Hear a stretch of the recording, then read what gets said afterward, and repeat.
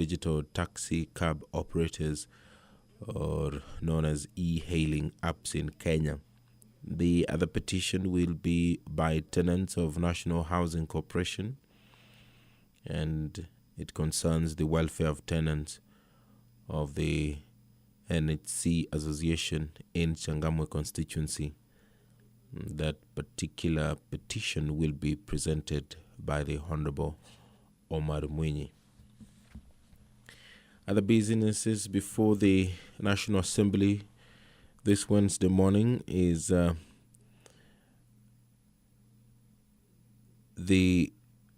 motion seeking the protection of Kenyan territories. This particular motion was moved by the Honorable Member for Suba South, who is also the National Assembly Minority Leader, Honorable John Mbadi, that aware that Lake Victoria, the largest freshwater lake in Kenya, is located in 3 East African countries, further aware that the islands of Migingo, Remba, Ringiti, Mfangano, Sugulu, and Kiwa, among others, in the surrounding waters of the lake, are located within Kenyan borders, recognizing the progress made in the East African community integration process in deepening and widening the integration process, including ensuring border communities are sensitized on these matters. Cognizant of the fact that Kenyans living along the borders, including fisher folk and pastoral communities, have continuously suffered from external threats through harassment, raids, and arbitrary arrest, with even those operating in economic zones not immune to such threats. Cognizant of the fact that the provisions of Article 238, subsection 1, Article 239, and Article 241, subsection 3A of the Constitution stipulate that national security involves the protection of Kenya's territorial integrity and sovereignty, its people, their rights, and national interest against internal and external threats. The Honourable Member is deeply concerned that Kenyans, especially those around Lake Victoria, the Indian Ocean, and other border areas, continue to face harassment and displacement by persons from neighbouring counties. This House resolves that the government exercises its powers to protect Kenyans from harassment by external threats and takes adequate measures to ensure that Kenyan territorial integrity is guaranteed and safeguarded, including through establishment of a naval force to man the Lake Victoria waters. The debate on that particular motion was concluded. The only thing remaining is for the members to decide whether or not they are going to adopt it or not. Therefore, a question will be put. That is order number 8. Thereafter, a debate will resume on the installation of CCTV cameras in all public secondary schools. That particular motion was moved by the Honourable Member for Kadhiani constituency, Robert Mbui.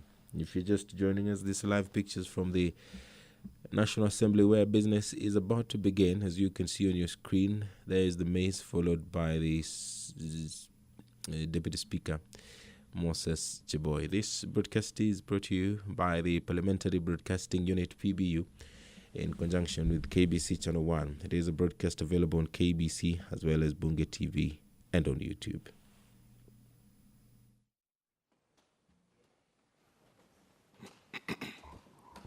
Honourable order members, we seem to just be short of the required quorum, and therefore I order the bell to be rung for 10 minutes.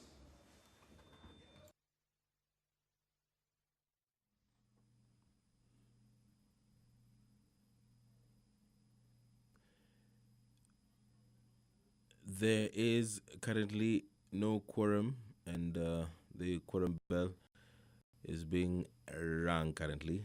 Respective leadership in the House are mobilizing their members to walk into the chambers, take their seat to allow business to commence. The number required for that particular commencement is 50 members. This morning, the debate on the installation of CCTV cameras in all public secondary schools will resume. This particular motion was moved by the Honourable Member for Kadhiani, Robert Mbui, that This House urges that the government speedily rolls out installation of closed-circuit television, CCTV cameras, in strategic locations in all public secondary schools as enhanced security mechanism for surveillance of students' activities makes provision, and their quorum has been achieved.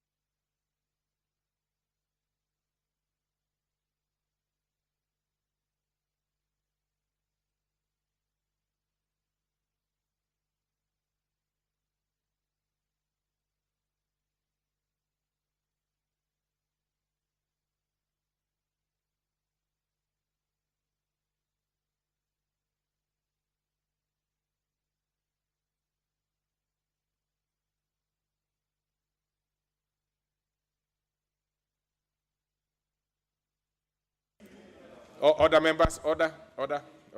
We now have a required quorum, and therefore business will begin.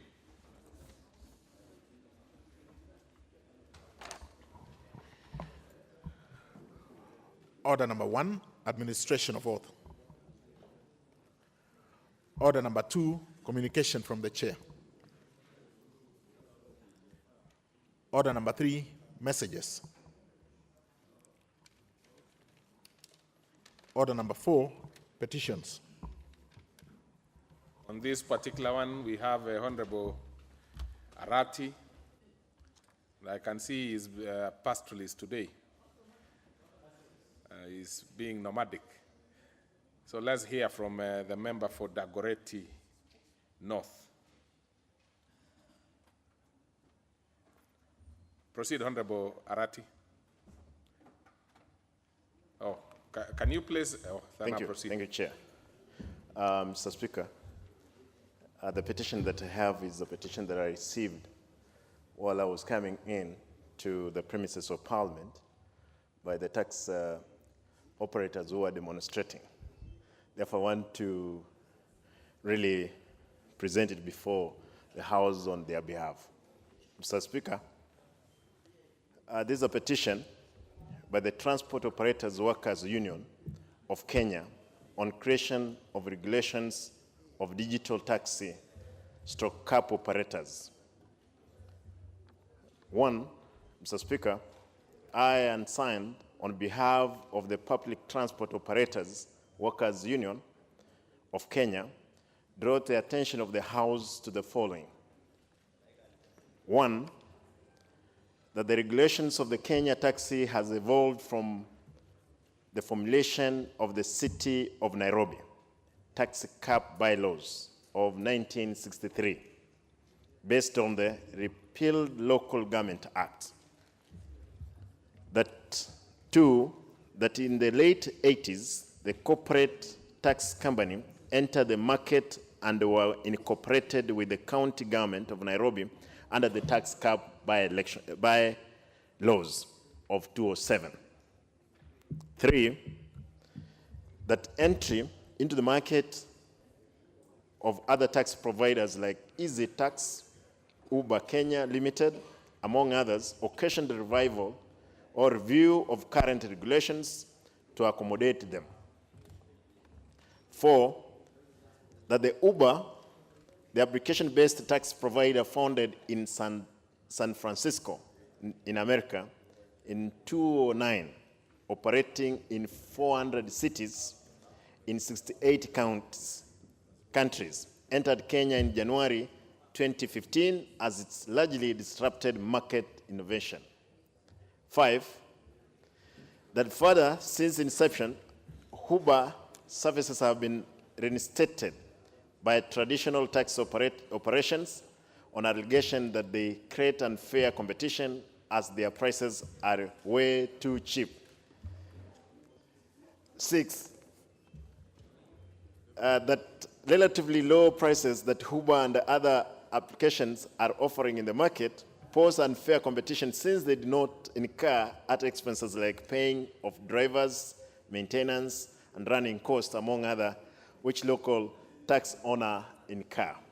7, that in the alleged that Uber is registered to be providing private car hire services and not tax services, hence putting passenger safety at risk. Did you say part of the complaint is that Uber is too cheap? Chair, and Proceed anyway, because it's your petition. 8, that the effort to resolve the matter have been unfutile. 9, that the matter presented in this petition is not pending before any court of law, constitutional or legal body. Therefore, Mr. Speaker, your humble petitioner prayed that the National Assembly, through the Departmental Committee of Transport and Public Works and Housing, 1, review the Traffic Act of 2012 to include application-based tax services in order to distinguish between private car hire service from taxi services. 2, cause the Competition Authority of Kenya to prioritize the industry to remedy any anti-competitive issues that may arise. 3, cause the harmonization of taxi rates and operating procedure for all taxi cabs and private hire vehicles. 4, Chair, cause the National Transport Service Authority to come up with guidelines and regulations to facilitate enforcement and compliance by all taxi operators. And 5, make any other directions it deems fit in circumstances of this matter. And your petitioner will be ever pray. Very well. Mr. Speaker. No, you have presented your petition on behalf of the taxi operators. Thank you, Chair. You will not have to add anything. But since this one is a generally, looking like it's a generalized petition that touches every part of the country, I will exercise my discretion and give 4 members, starting with the majority leader, and 3 other members. If the minority leader is interested, I also will consider him. But proceed, Honorable. No, he's busy consulting with one-time former Secretary, purported former Secretary General of ODMK in the 2007 fiasco. Yes, he's trying to make sure that he doesn't disappear with ODM certificate. Mr. Speaker, that petition is good, but Mr. Speaker, that petition is trying to bring on board taxi wars, and this House should not be used, Mr. Speaker, to resolve wars between people. Mr. Speaker, if it is about cheapness, we want our voters to be given the best price. So itself it beats logic. If Uber is cheaper, I really want to ask Honorable Arati, a member for no. He's a member of one of the constituent cities. Yes. The Goroti, yes. I really want him to tell his supporters, who are taxi drivers, to live and compete with Uber. Speaker, even members of parliament use Uber. Our families use Uber. I mean, Speaker, these days, and I want to say it even those of us who, when you go out on a parliamentary business, you can even use your credit card. You just enter an Uber, they slash you from your credit card, and then when you reach your destination, even you don't pay. That is how seamless. They have introduced a cashless, and I'm sure Honorable Mishi Mbogo, who sits next to him, if her daughter is in school, The daughter will pick Uber, and Mishi will pay through M-Pesa. Yeah, you don't even need to give your kid who is the university money to carry. He comes, by the time he reaches near home, he sends the mother or the father or his brothers or her brothers the number of the M-Pesa account, and then it has made life easy. And Kenya must be part of the developed world. Let us not introduce where when you tell a taxi driver, I want to go to Stanley, and because you don't know Stanley, he takes you to Upper Hill, he takes you to Westlands, and then he brings you back to, and you pay 2,000. Mr. Speaker, I was a student at my first academy many years ago, and that's how taxis used to harass. Yes. My first academy here in the city. And the Speaker, when the bus from Garissa drops me in Isli, and I tell a taxi driver I don't know my first academy, take me to my first academy, he first takes me to the Garoti, then brings me back to he takes me to Laga, and then I pay 3,000. So we want Uber, but of course we also don't want, I agree with Honorable Arati, we also don't want our people to lose business. So the way M-Pesa has transformed people's lives, we really want also our taxi drivers to form companies, to form groups, and create an app, and let them compete in the market the way we are. But Mr. Speaker, there's a very, very petition, but that petition, Mr. Speaker, I don't think whether it can reach the threshold, but of course, we ask our people, please don't do business the way you are doing it in 1970s. You do business the way we are doing business in 2018. Let them create their own app. Let them compete. Thank you. Okay, leader of majority. Now, since I didn't see the leader of minority, then I'm going to give the minority whip, minority deputy whip, Honorable. Thank you, Mr. Speaker. Mr. Speaker, Uber has revolutionized the transport industry in this country, Mr. Speaker. Mr. Speaker, it is the only mode of transport that is pocket-friendly, that even members of parliament, Mr. Speaker, that we've been using. Mr. Speaker, it is an issue of competition. And we have the demand and supply laws, which I should look at. If you are not being competitive, that is your own problem, Mr. Speaker. The issue at hand, Mr. Speaker, is a willing buyer, willing seller. The Ubers, Mr. Speaker, they subscribe to international standards. When you go to Europe, you go to America, Uber is there, Mr. Speaker. And Mr. Speaker, again, they don't just allow any Tom, Dick, and Harry to be allowed to operate Uber. There are security measures. They scrutinize, they do evaluations before you're allowed to do that monkey business, Mr. Speaker. Mr. Speaker, before Uber came in, as the leader of majority has said, you enter a taxi, somebody knows you're supposed to go to north, he'll take you to south before he comes to north for purposes of charging you more amount of money, Mr. Speaker. This is the modern technology where there's Google Maps. They use Google Maps, Mr. Speaker. And for security reasons, before you use a car, you know the contact of the driver, you know the number plate of the driver, and they're, Mr. Speaker, even the vehicles are clean. It's being monitored everywhere you're going. So if the people are not being competitive, Mr. Speaker, that petition, Honorable Arati, what is it? You want to withdraw the petition this early? I don't think that is the way to go. Mr. Speaker, from onset, if anybody heard me well, I indicated that, Chair, when I was coming to Parliament, on the premises of the Parliament, I received tax operators who were protesting. Nobody wanted to take up their petition. Therefore, Mr. Speaker, and I will pray that let it go to the committee. Now, let it meet the threshold. Therefore, Chair, let us not skin the baby before we get it. Honorable Arati, you actually to protect Honorable Arati, first, let the members know that Honorable Arati is perfectly in order to bring the petition to the House. Whether it is popular or not, that is another thing. Now, and I'm also encouraging members, let's not go into too much details in terms of this petition. If you really have all those other details, you can take them to the committee when we put it there. But what I'm just giving you is a short so that the members can get the feel. And so proceed, Honorable Wamalwa, to wind. Thank you, And thank you, then I'll Mr. give to Speaker. other members. The petition, Mr. Speaker, is dead on arrival. It is competition, willing buyer, willing seller, and you are requesting the relevant committee. This is a straightforward petition so that they can be able to move with speed, so that they can dispense with this petition, so that they can look into other serious matters, Mr. Speaker. I Okay. thank you. Okay, Honorable Iringo Kubai.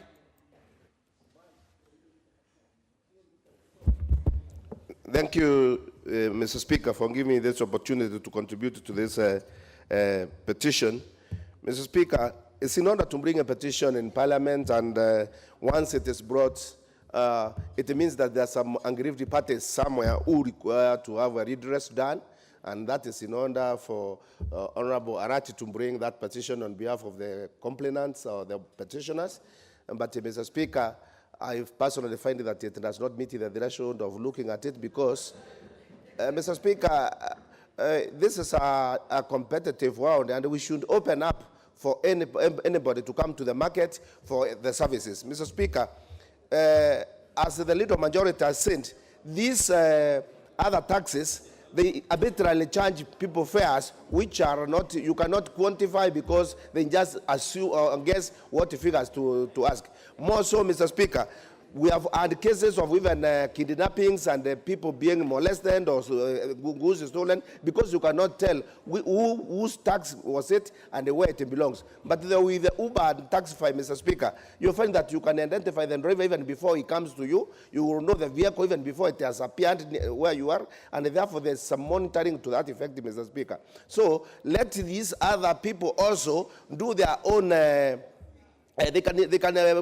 come up with their own programs, and they can also compete competitively with the others, but not to say that they should be scrapped. Mr. Speaker, I think the committee which will handle this one will look at it expediently, but with a view that we need competition in this country.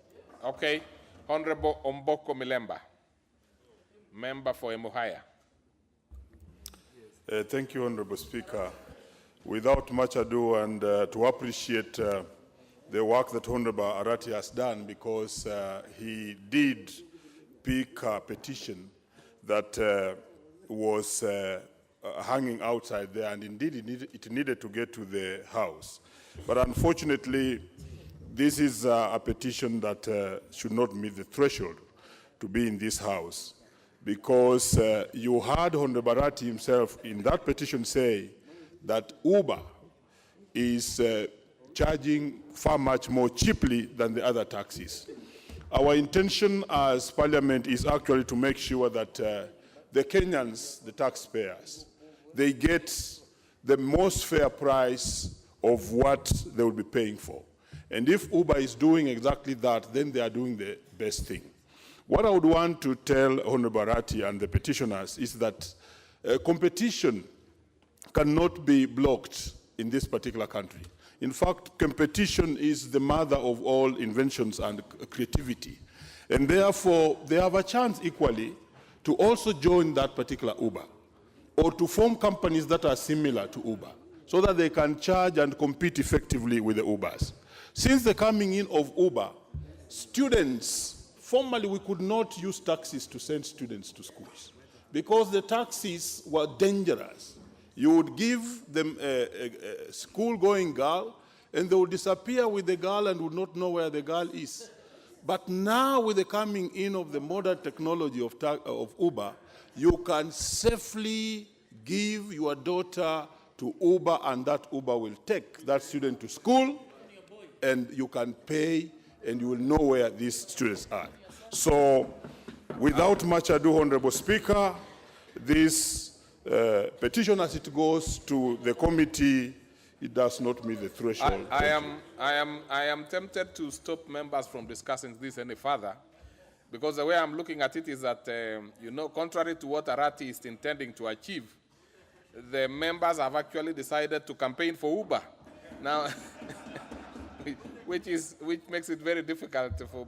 But since it's a very really, there are two members whom I really wanted to. Let's have Honorable Lodepe, the member for Turkana Central.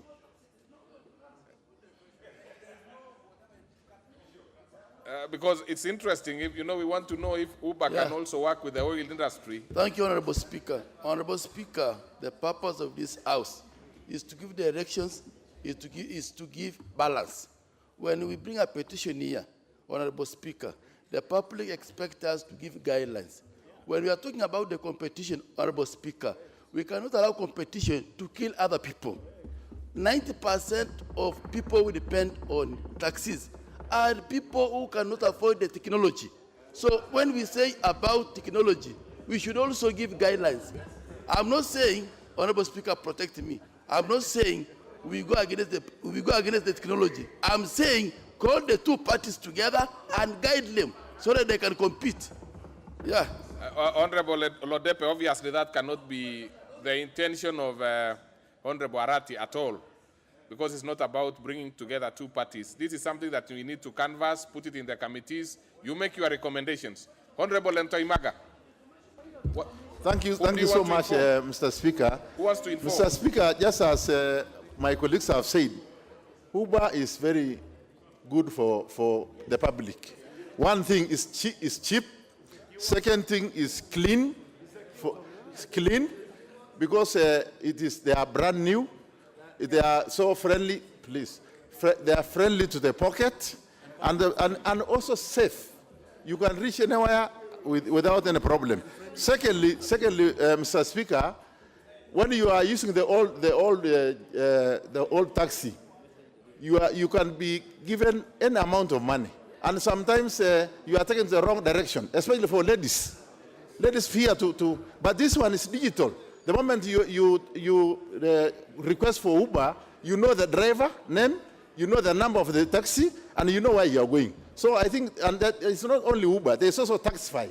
So it's the competition is even among the Ubers and the Taxify. Thank you so much.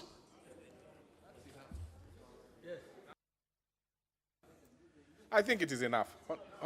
Honorable members, it is enough. Let us go to the next one by Honorable Shimbwa Mwinyi.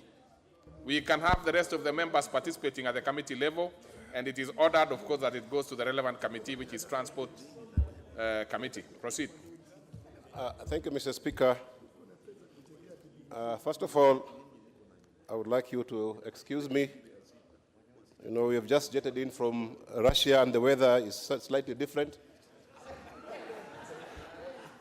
I'm somehow affected by this hostile weather of Africa.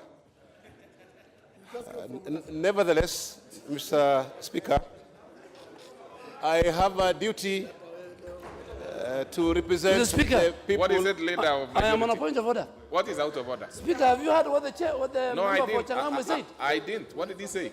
He said that he's from China, from Russia, and he is wondering with the hostile weather of Africa. Can you imagine? Can you imagine, Mr. Speaker? Speaker, this is a member of parliament elected by Kenyans in Changamwe, one of the hottest places in, and he should have said that I am a member for Changamwe and I flew from Mombasa this morning where the weather was very hot, and I'm coming, but not Russia. Speaker, what has Russia to do with this particular petition? And, Mr. Speaker, the problem Mr. of... Mr. Speaker, I really want you to order that the report on the people who went to Russia, yes, it must be made public, and Honorable Kaluma is here in the House. That report is tabled so that we know what kind of benchmarking Kenya should do with what they were doing in Russia. Speaker. Okay. What is it again? Honorable Milemba, what is it? What is it?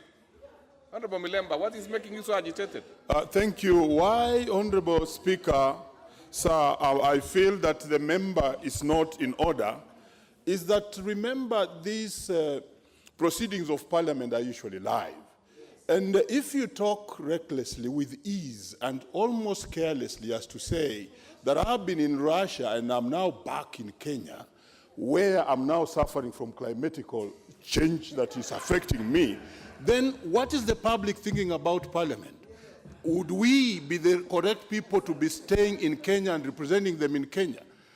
Remember again, the Russian trip gave us somewhat bad name when our members went there, and indeed, the leader of majority is right to say that report needs to be given in the House here. So again, when you keep us reminding us about Russia and touching on Russia, yesterday they have, they are given priority, and I will want to hear what the minority leader wants to say. What is it, Honorable Mbadi? Mr. Speaker, two things. Number one, I think there is a rule on relevance in this House, Mr. Speaker, and the Honorable MP for Changamwe, who is a very good friend of mine and a member of my party, should know that when he is given opportunity to contribute to this House, first there is the aspect of relevance. I don't see how the temperature, the heat of Russia is relevant in whatever he was going to say. Two, Mr. Speaker, and finally, I want to also agree with what Honorable Mboko Milemba did say, that this matter of Russia has attracted public attention. We are people's representatives, and we should not act like we are not concerned about what Kenyans say. They may be right, they may be wrong, but they are speaking.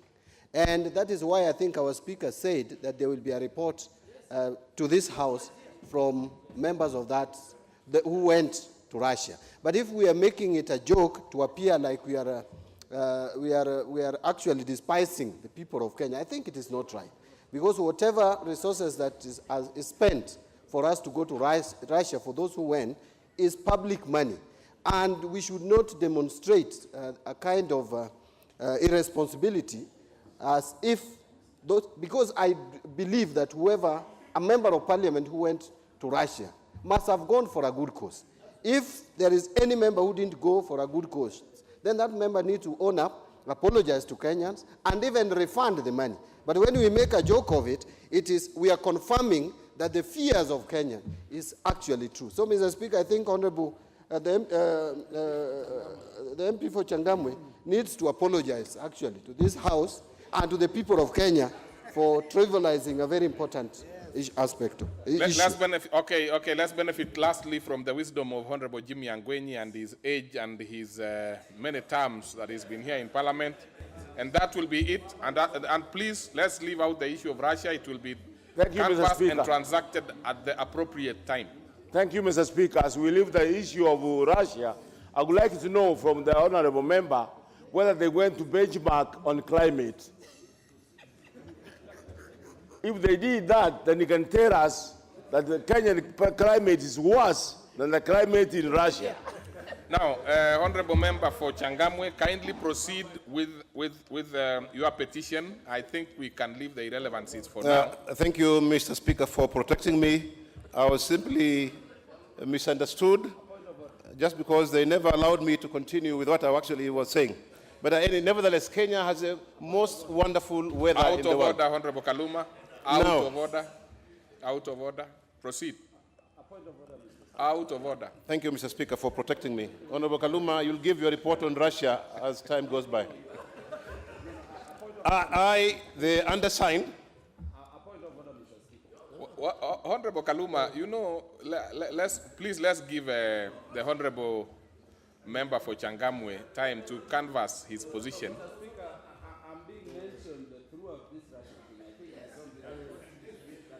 No, what we do, Honorable Kaluma, if really that is the case, I think we will allow you, when the report is brought, you will be given the first priority to discuss that. Because sometimes it's much better to discuss some of these things in Parliament than outside. Honorable Kaluma, the people of Changamwe are growing impatient.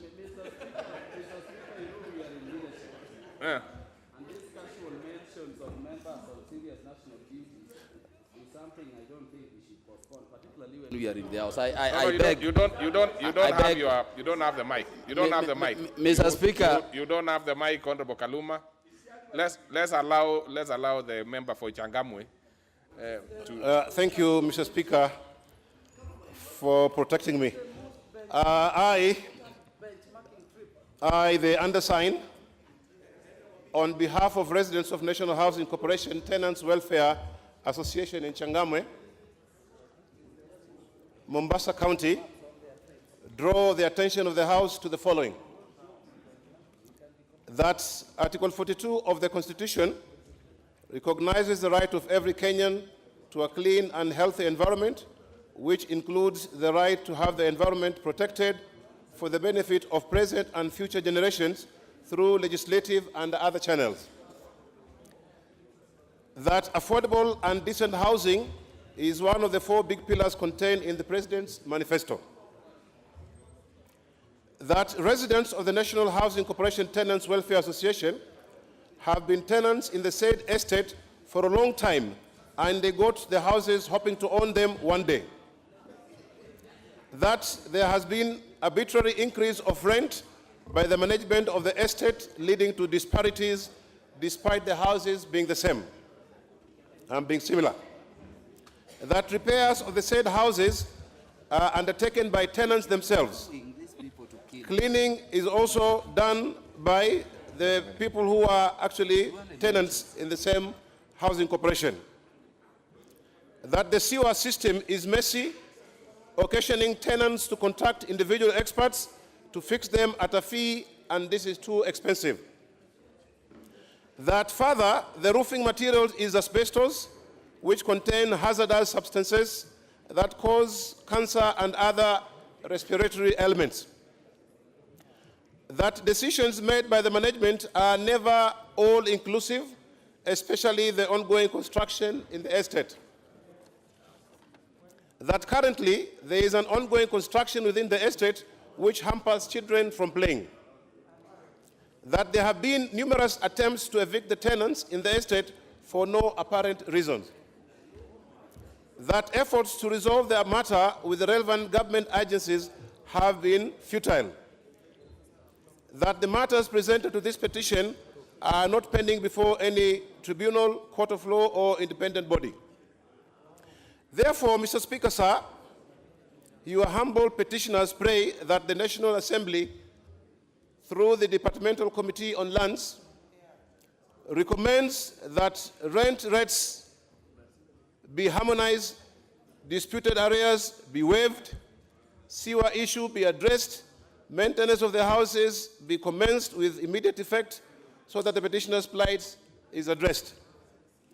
Causes the tenants to be included in key decision-making process by the management of National Housing Corporation.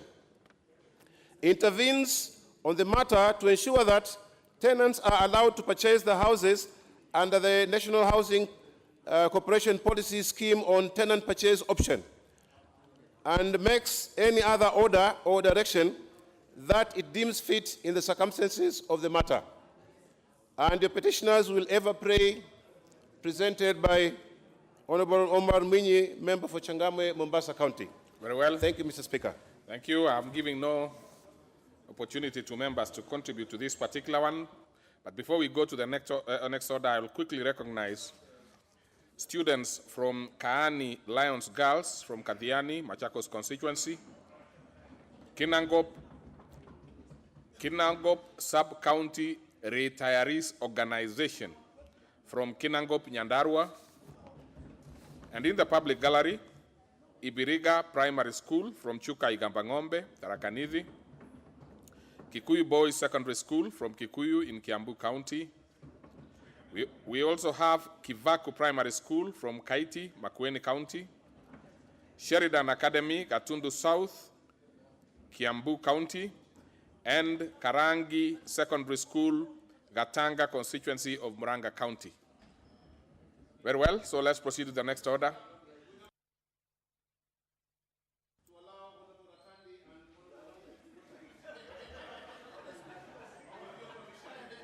Well, unfortunately, well, there are two issues there. Number one is that it would be difficult for me, especially when you point directly at the people you want to contribute to that particular one. It makes it a little difficult for me to accept your request. And secondly, I'd already made a decision that since we have spent a lot of time on these issues of petition, I think let's simply refer it to the relevant committee, and that will be canvassed there. Any member who would want to speak there will be free to do that. So we'll proceed. Order. Official Receiver, Office of the Attorney General and Department of Justice, Consolidated Fund Services, in bracket pensions and gratuities, State Department of Environment, University of Embu, National Cereals and Produce Board, Commodities Fund, and lastly, Lands Limited. Thank you, Mr. Speaker.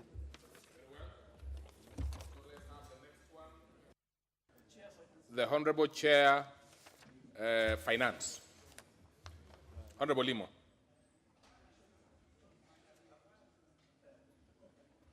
Honorable Limo.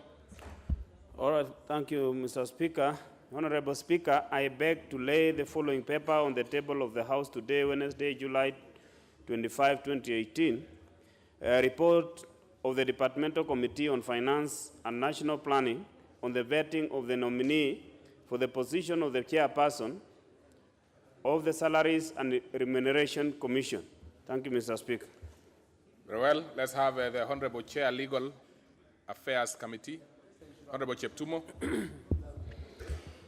Thank you, Mr. Speaker. Honorable Speaker, I beg to lay the following paper on the table of the House today, Wednesday, 25th July 2018. Report of the Departmental Committee on Justice and Legal Affairs on the vetting of the nominees for the position of chairperson and members of the Commission on Administrative Justice. Thank you, Mr. Speaker. Very well. Next order. Order number 6, notices of motion. Honorable Mbalu. Honorable Mbalu. Thank you, Speaker. Honorable Speaker, I beg to give a notice of the following motion. That aware that every person has a right to freedom and security, which includes the right not to be subjected to any form of violence from either public or private sources. Recognizing the crucial role of women in preservation of African values based on the principles of equality, peace, freedom, dignity, justice, solidarity, and democracy. Determined to ensure that the rights of women are promoted, realized and protected in order to enable them to enjoy fully all their human rights. Recalling that international laws and conventions such as the Convention on Elimination of All Forms of Discrimination Against Women, that's CEDW, United Nations UN Resolutions 1325 and 1820 harbor violence against women, as it hinders the progress of women and perpetuates their subordinate status. Noting that the Maputo Protocol on the Rights of Women, which states that parties shall adopt and implement appropriate measures to ensure the protection of every woman's rights to respect for her dignity and protection of the women from all forms of violence, particularly sexual, physical, and verbal violence. Deeply concerned that most survivors of sexual and gender-based violence continue to lack post-trauma care due to lack of adequate shelters, safe houses. Acknowledging that despite enactment of various laws addressing sexual and gender-based violence, such as the Sexual Offences Act 2006, the Witness Protection Act 2006, the Female Genital Mutilation Act 2011, the Victim Protection Act 2014, the Protection of Domestic Violence Act 2015. There is high rate of sexual and gender-based violence crimes with an equal or higher number of survivors all over the country. This House urges the national government to set aside funds to facilitate the construction of post-trauma care facilities and ensure existing ones are rehabilitated and equipped to offer temporary stay for survivors of sexual and gender-based violence, GBV, across the country.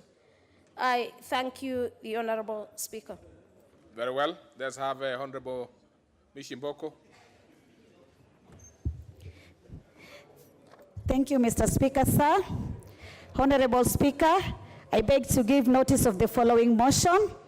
That aware that Article 53B and 54 of the Constitution guarantees the right to free and compulsory basic education for every child and provide for persons with disabilities, respectively, in that persons with disability have a right to access educational institutions and facilities that are integrated into society to the extent compatible with their interests and needs. Further aware that the government provides for education to children living with disabilities through integrated units in primary schools, cognizant of the fact that the lack of a clear implementation framework of the special needs education policy, inadequate funding, inadequate teachers with the right skills to teach children with disabilities across the various regions of country, hampers access by the children with disabilities, deeply concerned that there are few designated special education schools in the country, hampering access by those children living with various, including and not limited to autism, dyslexia, Down syndrome, cerebral palsy, and physical disabilities. And therefore, there's need to provide special attention to these children. This House urges the government through the Ministry of Education to establish a special needs unit in every primary and secondary school. Thank you, Mr. Speaker, sir. Very well, let's now have Honorable Limo, Chair Finance. Proceed. Honorable Speaker, I beg to give notice of the following motion, that taking into consideration the findings of the Departmental Committee on Finance and National Planning in their report on the vetting of the nominee for the approval as a chairperson of Salaries and Remuneration Commission laid on the table of the House on Wednesday, July 25th, 2018, and pursuant to the provisions of Section 11 of the Salaries and Remuneration Commission Act, this House rejects the appointment of Dr. Ben Juma as a chairperson of the Salaries and Remuneration Commission. Thank you, Mr. Speaker. Okay, let's have Honorable Cheptumo. Honorable Cheptumo. Honorable Cheptumo. Thank you, Mr. Speaker. Honorable Speaker,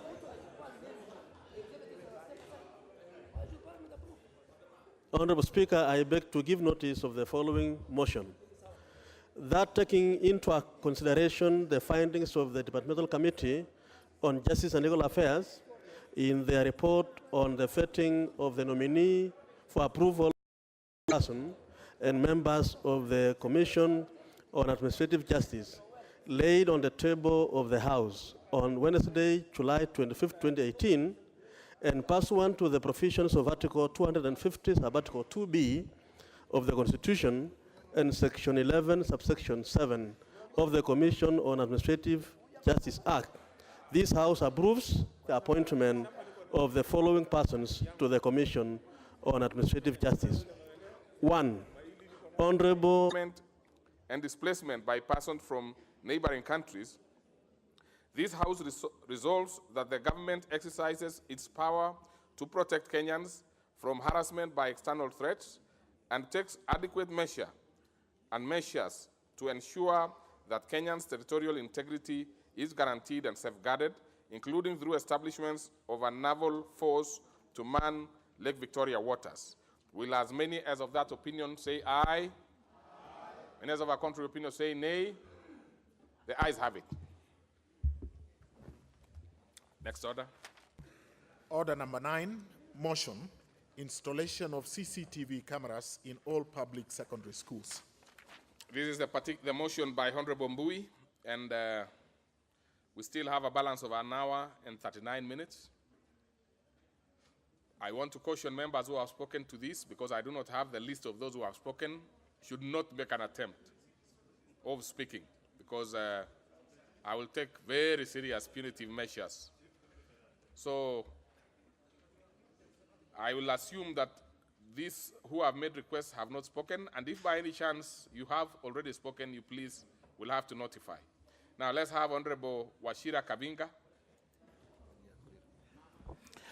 Thank you, Honorable Speaker. for giving me a chance to contribute to this important motion. I stand to support this motion, Honorable Speaker, and I would like to say that this motion is coming at the right time, at a time, Mr. Speaker, when most of our schools are losing their infrastructure to fire that is coming from within and outside, Mr. Speaker. Recently, we have witnessed a number of schools that have gone down because of fire that we are not able to investigate, Mr. Speaker. And I say this with a lot of sorrow in my heart, because just Monday, we lost a dormitory in one of our most beautiful schools in Mwea, one of the only. We lost a dormitory that was donated to us by Ryan's Club. And Mr. Speaker, I spent all the time there on Monday, and I can confirm that some of these incidences are very difficult to investigate, Mr. Speaker. With the installation of CCTVs, our investigating officers will find it much easier to find out who are these people who are either intruding or working from inside to destroy some of the infrastructure that we have put in with a lot of strain, Mr. Speaker.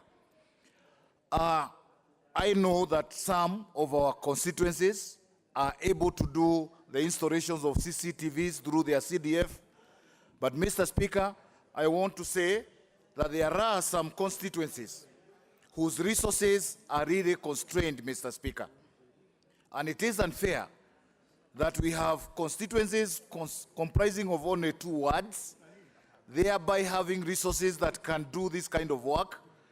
But in my constituency, Mr. Speaker, with 8 wards, a number of schools wanting in terms of quantity and quality, I would not be able to install CCTVs in my schools, Mr. Speaker.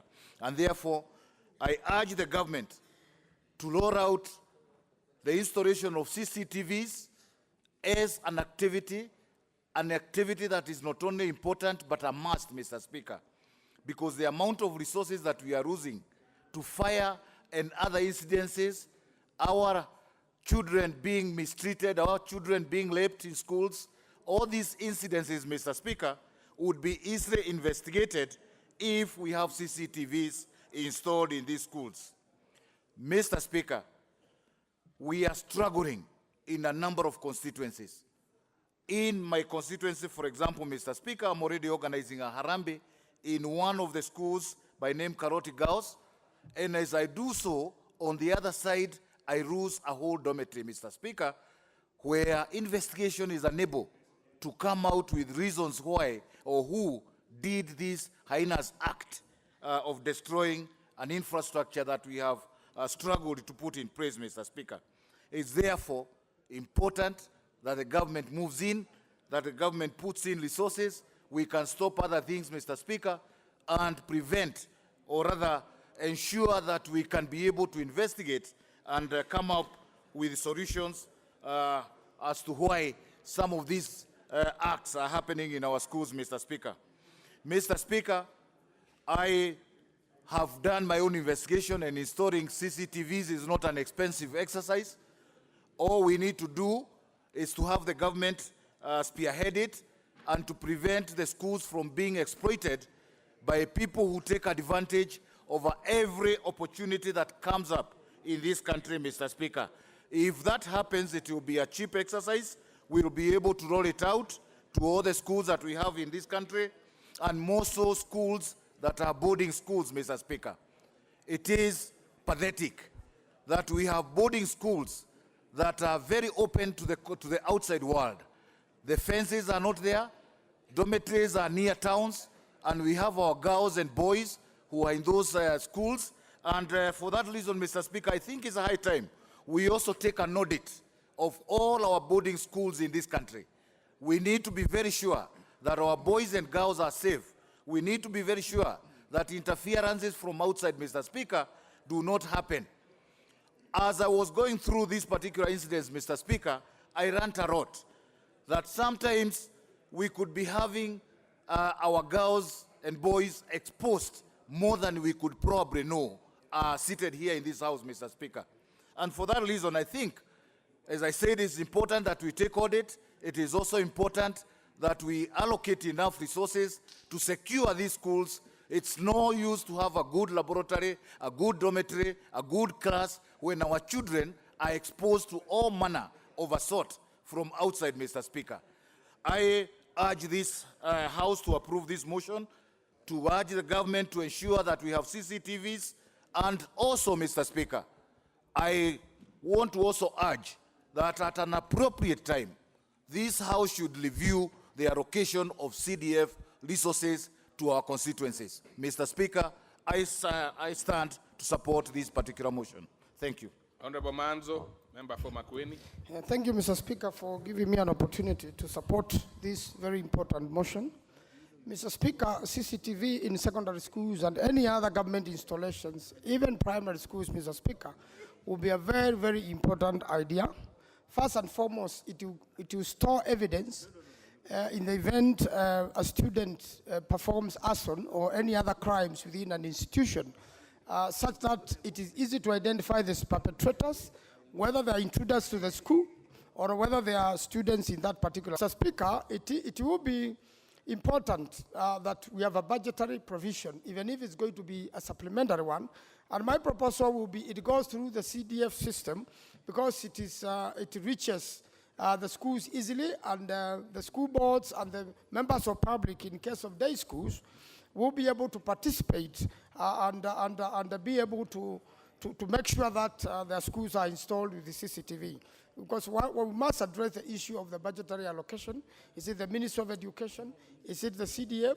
Or any other system of government to make sure that these security gadgets are in the schools, and not only the schools, any other serious government operation like the ports, Mr. Speaker, where we are offloading goods, the fight against and counterfeits and contraband, Mr. Speaker, such that we'll be able to see, and there will be footage as to what happens in public places, in railway stations, and many other places. But more of important for now, and as per this motion, Mr. Speaker, it is schools, so that we can make sure that there is safety of children.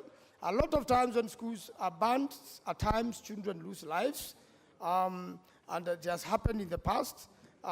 If you can prevent that, then lives will be saved in schools. When there is bullying, in some of the schools there is bullying. Form 1s are bullied by the older students. It will be seen which student is bullying which one.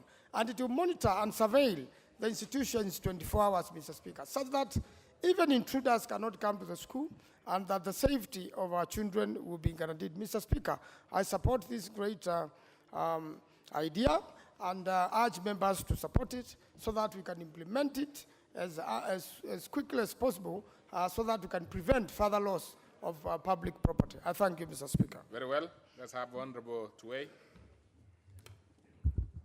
Thank you, Mr. Speaker, sir. May I take this opportunity to thank the House because this is a timely motion before us. As a member of Parliament from Mosop, I do agree with my fellow members that we require security in our schools.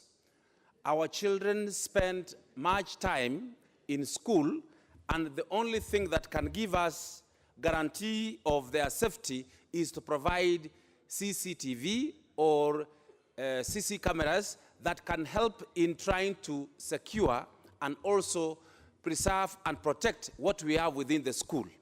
Mr. Speaker, sir, it is true that investigations on matters to do with arson in schools have yielded no fruitful arrests or reason as to why schools are being banned.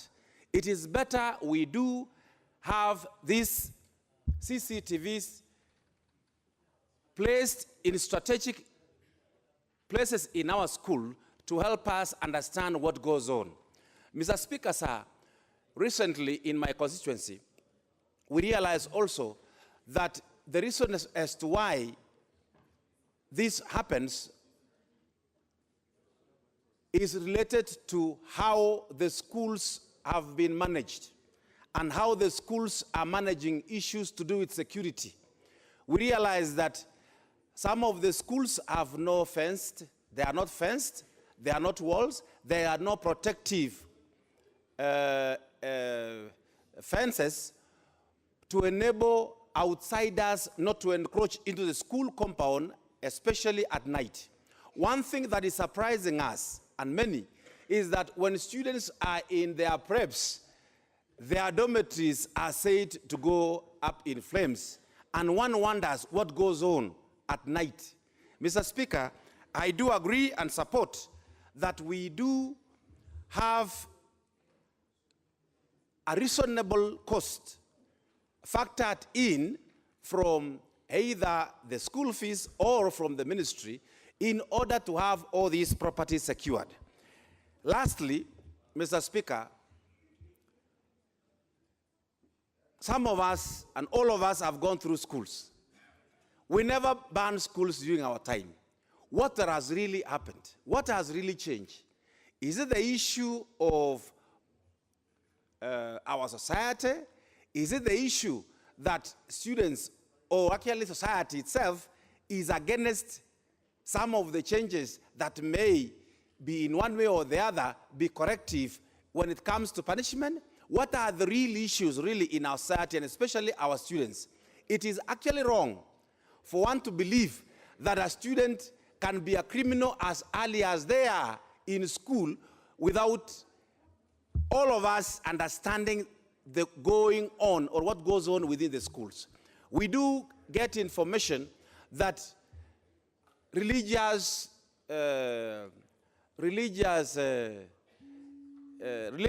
organizations and radicalization takes place in our schools. I do believe that this takes place in dormitories, and CCTV will come in handy to know what goes on at night. Mr. Speaker, sir, I support the motion.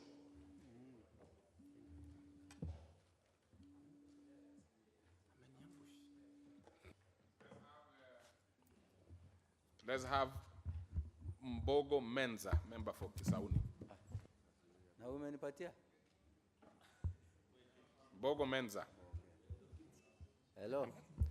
Thank you, Mr. Speaker, for giving me this opportunity to add my voice to this important motion that has been brought to the House by Honorable Mbui. Mr. Speaker, sir, if you remember, 2 months ago, we had an incident at Moi Girls High School in Nairobi where 3 young innocent girls were raped. But unfortunately, 3 months down the line, the culprits have never been found. And if at that point in time, this school had installed CCTVs, today, that matter would have been brought to rest. But because of lack of these gadgets in our schools, it has actually exposed our young boys and girls in various schools. In the recent weeks, we've seen a number of schools that have been torched down. And you know, our boys and girls, whenever something happens in one of the schools and nothing is done maybe to bring the culprits or whoever has been involved in that incident, then the other boys, they try to imitate and try to do what the other boys have done. You know, this is part of the growing up. And it is my wish that we as the country, we as the House, we need to do something urgently to make sure that we address this issue of safety in our schools. And one of the ways to actually improve the safety in our boarding schools is to actually introduce the CCTVs. If you remember, I think 2 years ago, the government installed CCTVs in major towns in this country, Nairobi, Mombasa, and we've seen the benefits of those CCTVs in these major towns. The mugging, the carjacking, all of these have actually, the rate has actually come down. And I think it is high time now, we as a House, we need to rethink about this matter and put some measures that will enable us to ensure all the schools, all the boarding schools, whether she or he will come back at the end of midterm or at the end of the term. So it is my wish, like what the member, one of the members who are various boarding schools that are situated in our schools, or the CDF kit to be improved so that we have an additional allocation whereby we can use that money dedicated to install CCTVs in our schools. With those few remarks, I wish to support this motion. Thank you.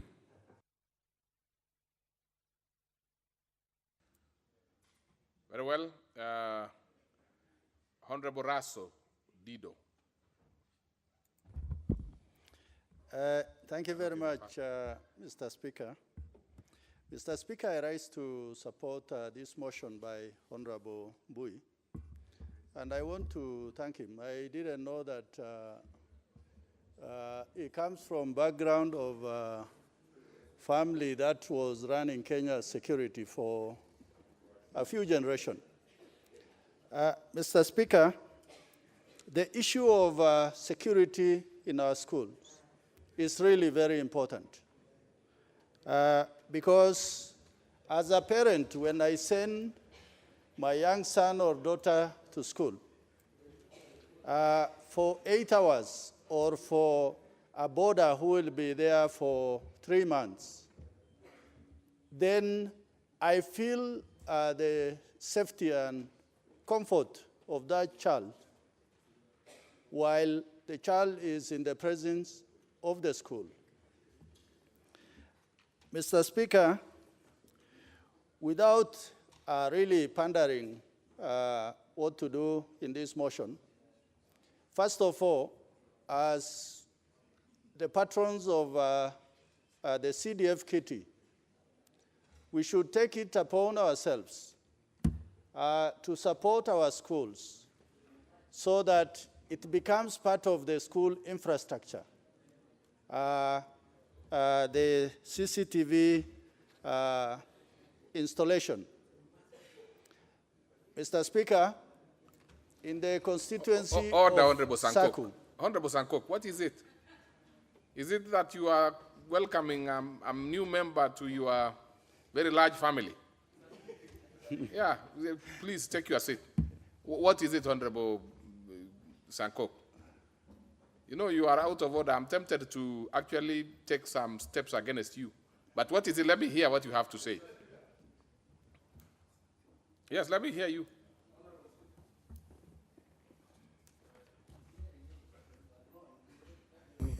Okay. Honorable Speaker, you know, in every institution, when there is an increase, in fact, in the family, if you get a new child, you celebrate. Now I have a new member in the disability club, so I must celebrate. So when I'm happy, celebrating a new, a new incoming, out of order. Yeah, but I will pray for him so that he can heal, so that he will not give me competition when it comes to 2022 nomination. Proceed, Honorable Raso. Yes. Out of order. Thank you very much, Mr. Speaker. I think Honorable Sankok at times should stop being an activist and become a legislator. Because I think the issue of Mau is life, and I think it will be with us for a while. So he should hold his horse.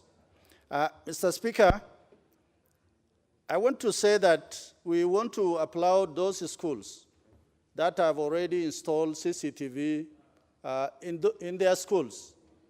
A good example from my constituency of Saku is the Moi girls, where recently there was a dome that partially burnt. But when we went to the school, we realized that it was an electrical fault rather than arson. So we were able to find out because we tried to trace on the CCTV. When we played it back, we found that there was nobody around that dormitory at that time. So it is a good thing. And that is why, without fear of any contradiction, the Ministry of Education should actually come up with funding for all the schools, more so in the boarding schools, where parents, most of the time, they are worried when they hear that there is an incident like what happened in Moi Girls in Nairobi. Of course, parents will feel the same, even if there is no incident in any part of this country, especially when they have the girl child far away from home. So without really punishing those schools that have already installed If you continue with that kind of ceremony, Honorable Sankok and the member for Stare, I'm actually going to send you to where you belong. Mr. Speaker, you know, one is natural and the other one is an accident, and we hope the honorable member has a quick recovery. So, Mr. Speaker, while supporting this, in our schools, you normally have maybe 1 or 2 watchmen who look after the school security. And that is not good enough, because most of the schools currently, with the number of enrollment, have tuned to 8 to 1,000, 1,200 youngsters in those schools. So the idea of watchmen looking after the security of the schools actually is a thing of the past. Although they are hindrance in case of somebody wanting to get into the school when they are able to cite them. But I think the CCTV will be a saving grace for us. So with those remarks and a lot of interruption, Mr. Speaker, I beg to support this motion. Very well. Thank you. Honorable Muhanda Busihile, member for Kakamega. Honorable Speaker, I rise to support this motion. And while I support this motion, Mr. Speaker, I want to say that apart from the CCTV, schools are facing a lot of problems. And even outside the school, we find that our children, there are many rape cases that are happening. For example, a case in place in Kakamega County, in Huisero sub-county recently, a pastor raped a schoolgirl. In Mumiasi West also, we had a child visiting relatives and was raped. And also in Malava, where we have Musuma Primary and Musuma Secondary, we have one person raping 2 students. So, Mr. Speaker, apart from the CCTV, we are saying that we look conclusively at factors that are affecting our students and pupils in school. And Mr. Speaker, I want to reiterate the fact that we have to get long-term solutions in the destruction that is happening in schools, because this has been happening year in, year out. So I beg that as a House, we should look for long-term resolutions. We should have serious legislation that is going to cover these problems that are happening day in and day out. And Mr. Speaker, apart from the CCTV, which is very important, we have to look at how, as parents, as community, we should come up, look at our students, because we are looking at cases where now parents have abdicated the duty of looking after the children and left it to the schools. So as parents, we should also intensify counseling. And you also find that some of our students come from very deplorable homes. So they only find refuge in being in a boarding school.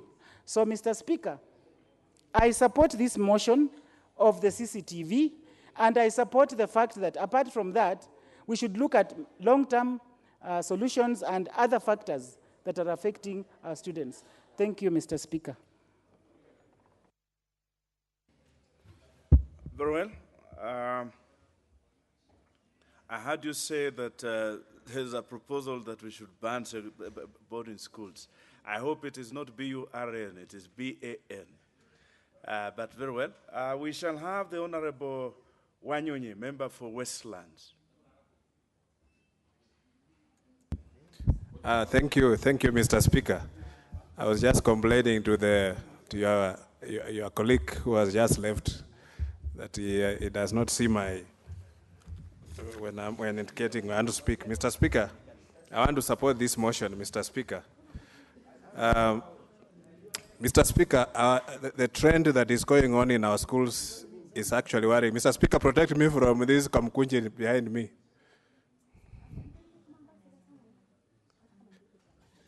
Very well.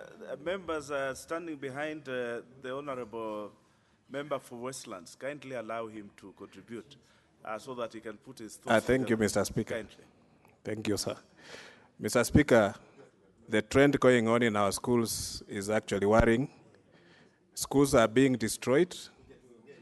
We are losing investments that we have, as a country, invested for many, many, many years, Mr. Speaker. Building a school is a very, very tough task. And when an investment of many years is destroyed in a matter of minutes, Mr. Speaker, it becomes very painful. But we must look at this thing holistically. Mr. Speaker, why are students burning schools?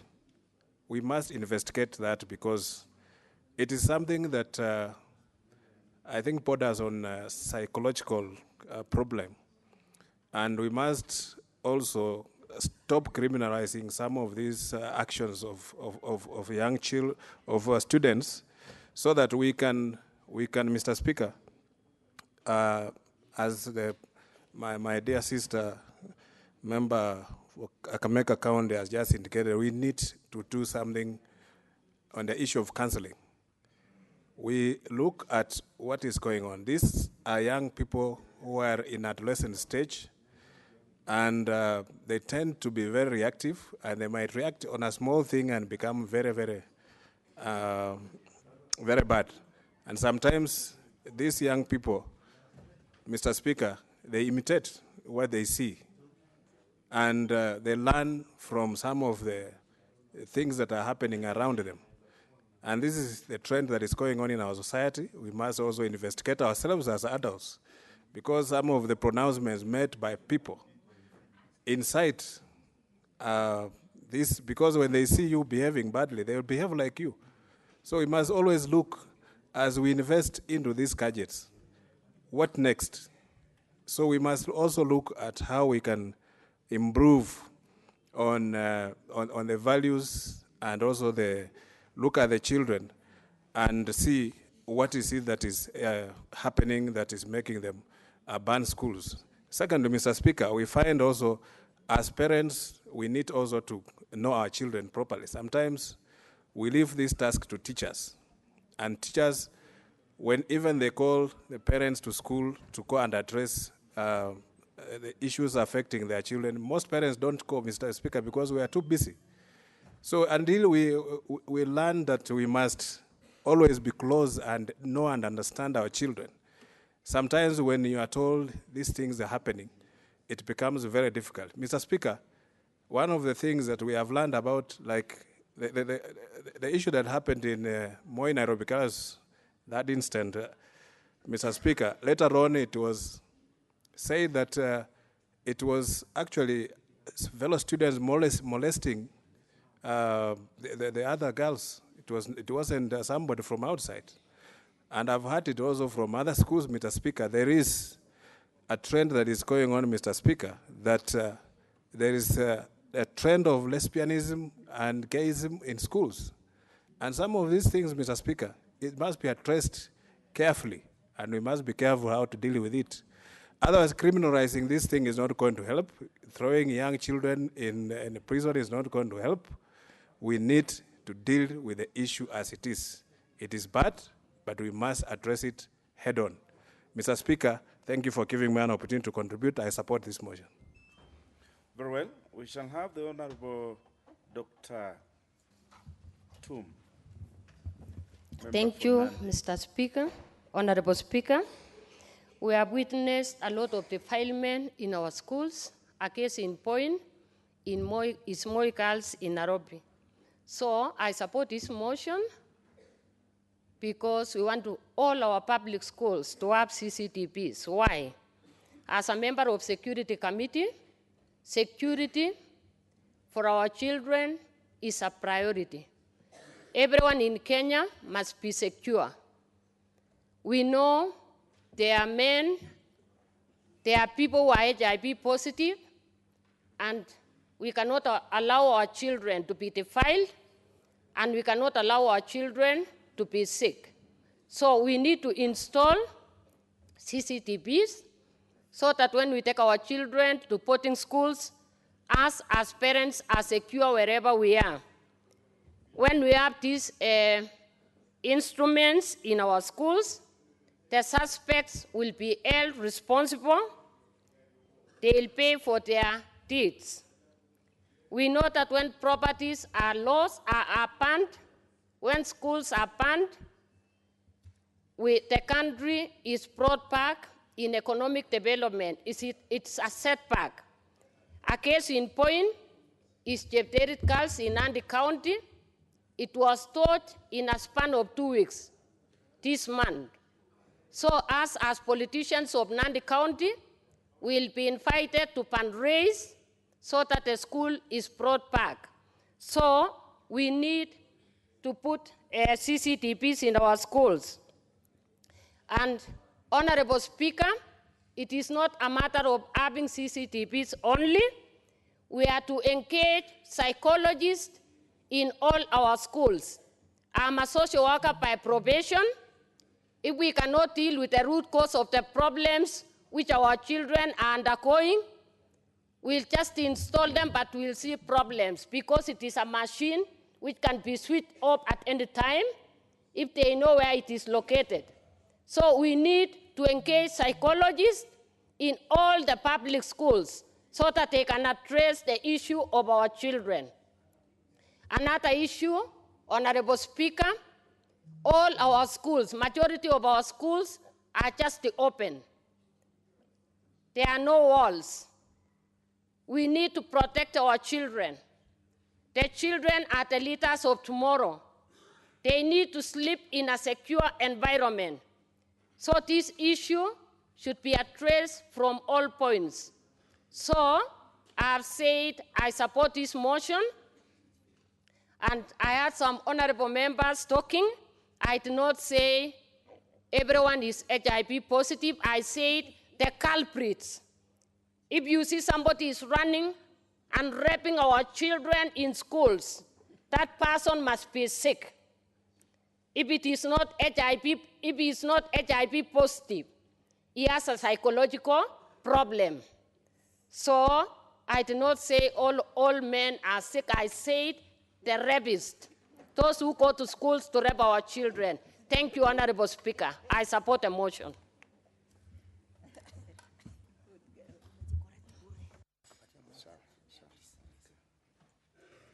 The Honorable Kitty Chonga, member for Kilifi South.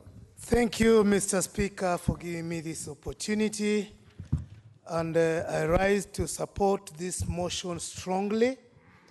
Mr. Speaker, as we all are aware, each nation has a candid responsibility of protecting the youth. The youth in every nation are actually supposed to be the leaders who are supposed to take the nations to another level. And therefore, in whichever environment they are in, we are responsible for whatever goes around with them. Mr. Speaker, the issue of CCTV is actually long overdue, if I may say. We have had funny incidences going on in schools for so many years. Apart from banning of schools, which has left a lot of trauma among among students in schools, we have had very many funny incidences going on in schools. We are aware that what caused the unrest at Moi Girls was not just banning, but there was, if we are to go by what you're saying, we hear there was rape that happened. In schools, we heard from what happened at Upper Hill School. Lesbianism was so rampant. Sodomy is equally there. Drug abuse is equally there. All these are acts which actually end up affecting the quality of youth that we are bringing up. And for us to be able to manage this, plus so many other activities that may actually come to the fold of the public, maybe they are yet to be known, it's paramount that it's very, very important that we have these CCTVs installed. And we are aware CCTVs alone may not actually stop these acts. But apart from the CCTVs, I think there are quite a number of other issues also which need to be considered. Like when we have boarding schools where the school is not fenced, we should expect such activities to thrive. When we have boarding schools where even the teachers themselves do not live in those schools, we should expect such activities to come up. So I think far and beyond installing the CCTVs, most of these structures that we feel that are necessary need to be put in place so that we can be able to take care of the future of the youth that we're breeding today. So for me, with those few remarks, I stand and strongly support this motion. Very well, the Honorable Chonga for strongly supporting it. We shall have the Honorable Ekoma Lomain, member for Turkana South. Thank you, Mr. Speaker, for this opportunity. I stand to support this important motion of installing of CCTV cameras in all public secondary schools.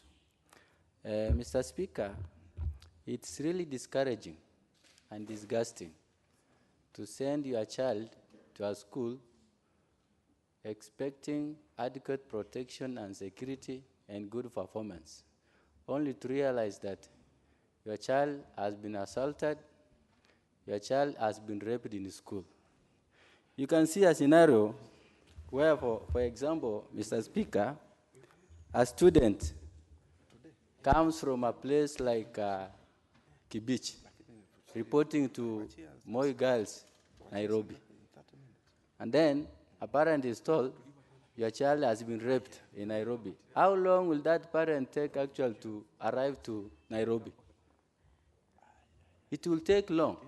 That is why some parents actually resolve to just put their children within their vicinity where they can actually reach.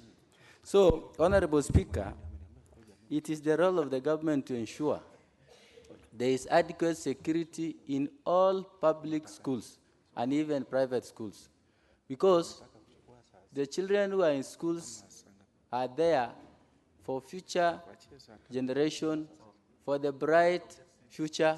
So if we don't take care of these children, surely, how will we assure God that the next generation will actually survive? It is also evident, Mr. Speaker, that the world is becoming dynamic. Even the children that we take to schools are becoming more informed than even us parents. And they do everything they can decide to do, even to destroy a school. And the only thing we can do as government or as leaders is to ensure we install adequate security measures in all schools so that we protect either the pupils, either the students, or anybody who has ill motive towards those children in school by ensuring that we have provided preventive measures to secure these children. Even this CCTV, Mr. Speaker, are not enough. You can put CCTV there. But as a member of parliament who comes from most of the insecure areas, what is important, even putting CCTV is not enough. We need to provide security even in the dormitories. We need to ensure in the night every dormitory has enough security. It's not adequate to have a watchman in the gate, and then in the dormitories, you don't have security. It is proper and it is in order, Mr. Speaker, to ensure all the dormitories in public schools have enough fencing, they have enough security in every dormitory, so that in case, whether there are students who intend to do anything motive, the security are there to prevent them from doing that. If there's any person, either a bandit from outside, who want to do something in the school, there is enough security there. So we have to ensure it's not fencing, it is not CCTV, but we ensure there is adequate security in these schools to protect both the teachers and to protect also the children, the people and the students who are there. So this is CCTV is not also enough. The other thing, Mr. Speaker, is how we enforce our laws. When you find a teacher or a student who has actually assaulted or performed a burning of a property, and we don't take action, it is good to take action to enforce the law so that the rest will learn a lesson. That is the reason we have prisons, to correct those who do things that are not right. So we have also to enforce the law, even if we install CCTV. Mr. Speaker, we have CCTVs along these highways, everywhere we pass. But you find this CCTV, they are there, even if something has been shown that was done, there is no action that is being taken, Mr. Speaker. So we need conventional and practical measures of security in these schools for our children actually to get secure. Otherwise, it's really discouraging, because you will find even where teachers spend their nights, where children spend their nights, do not have security, Mr. Speaker. So one. The Honorable Member for Turkana South, you only have 5 minutes at it, and you have used up yours. We'll give this opportunity to the Honorable Kimilu Joshua, Member for Kaiti.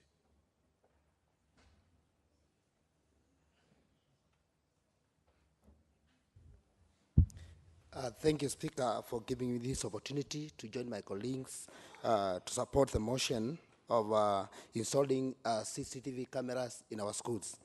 Mr. Speaker, I take this opportunity to support because it's very important, and I can say it's long overdue, Mr. Speaker, because actually where the constituency I come from, Kaiti constituency, I had a case whereby some boys burnt the school, and it took a long time to locate or to give evidence of those boys.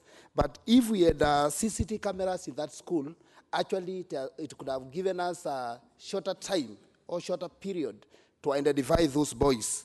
Mr. Speaker, also, I can say that banning of boarding schools is not a solution, Mr. Speaker, to this issue, because we need our boarding schools, because our boys and girls are doing well in the boarding schools. So I think the best thing to do is to install the CCTV cameras and also security in our schools instead of abolishing, because it is not a solution, Mr. Speaker. Mr. Speaker, also, we have cases whereby some boys and girls are sneaking out of schools and at night, and the teachers are not in the CCTV cameras, Mr. Speaker. It will be very easy for us to to get the report or have an evidence of those who are doing these things, Mr. Speaker. Also, Mr. Speaker, as we support the motion of CCTV cameras also, Mr. Speaker, this week on Monday, I was in my constituency, Kaiti, issuing some checks, building dormitories in my constituency. And Mr. Speaker, it's very expensive to build these schools. And after building the school, immediately after 1 or 2 years, the boys or girls, they burn the school. So you go back to do arambis and to support the school, because they are our children and we have to support them. So it is very expensive, Mr. Speaker, to build these schools. So if as members, we join hands together and support the issue of CCTV cameras and security in our schools, Mr. Speaker, I think we can solve this problem once and for all, Mr. Speaker. Also, Mr. Speaker, I can say that there is the issue of delocalization of teachers. Mr. Speaker, as a member of parliament, I think that some of these things are contributing to they are widening the chances of banning of our schools, because once you transfer the teachers from one school, for example, from one county to another, even before you know the corners of that school or know the students, some of these things can happen and he cannot be in a position to know who is doing it, Mr. Speaker.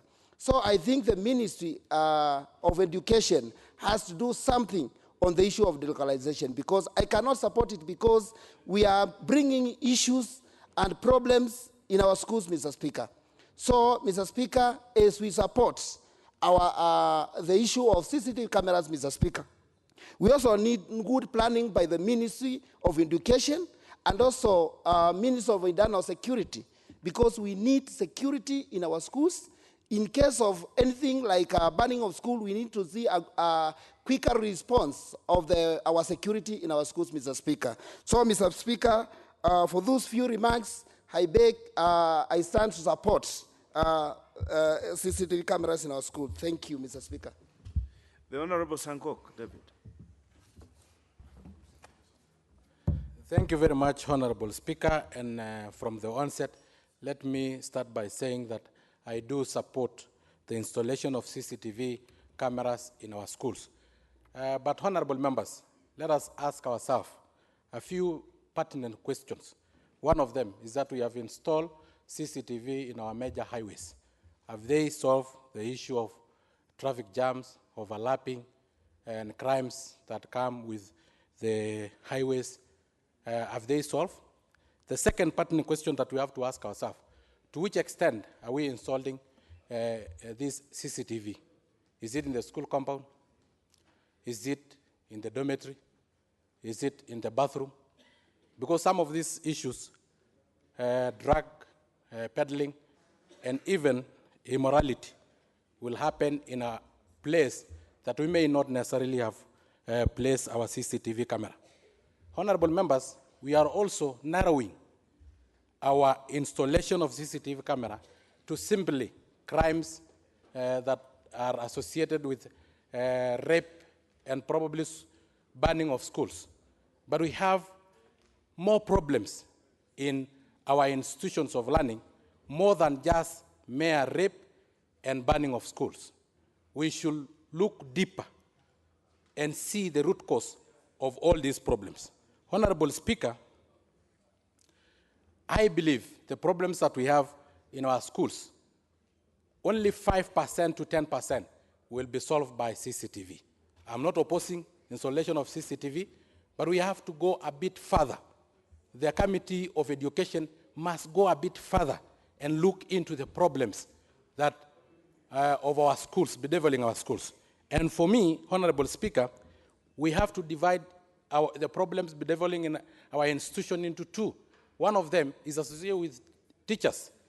Honorable Speaker, because if at every time our teachers giving to our... The Honorable Sankok, just hold on. The Honorable Mboko Milemba has a point of order. Yeah, thank you, Honorable Speaker. I don't think the Honorable Member Sangok, whom we sit with in the Labour Committee, is in order to expand the talk of safety networks in our schools, which are now very important, and because they are touching on an issue that is currently happening in our schools and associated with teacher strikes. Because currently, as we stay, the teachers signed a CBA, and you'll agree with me, Honorable Speaker, that we have not had a teacher strike in the last 2 or 4 years. So I don't know whether he lives in Kenya or he wants to trivialize the issue of school insecurity. Thank you, Honorable Speaker. I think your point is valid, but I think what I heard the Honorable Sankok say was that it was student strikes, not teacher strikes. But let him clarify. Yeah. Honorable Speaker, you know, Honorable Mlemba is actually a trade unionist. And he is a teacher by profession. And the reality is that we have to find solutions of the problems that bedeviling our institution of learning. And I have said that teachers are supposed to be good role model to our teachers. But when they engage in strike, what is the difference between blocking roads and carrying wings and carrying sufrias on the roads and burning of schools? Honorable Speaker, some of these behaviors are installed into our students by those we give custody of our students, because our students are with us only 3 months in a year. They are with the teachers 9 months in a year. We need you to be good role model to our to our students. Honorable Speaker, because my time is up, also parents must take care of their children. They must be role model to their own kids. Otherwise, we will not solve all these issues because of CCTV, because if they The Honorable Sankok, it's 5 minutes. It's 5 minutes for all of us. The Honorable Nyikan, you have been at the top for a long time, but I think those are sleep in the display here. So, but just before you do it, I think there's a point of order by the Honorable Tiende. Then we shall come to you. A point of order by the Honorable Tiende, then you will proceed. The Honorable Tiende? On a point of order.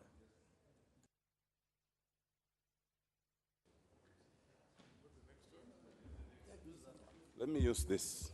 Mr. Speaker, I rise on a point of order on a matter of which I seek your direction, and I think it's a matter that will affect many other motions.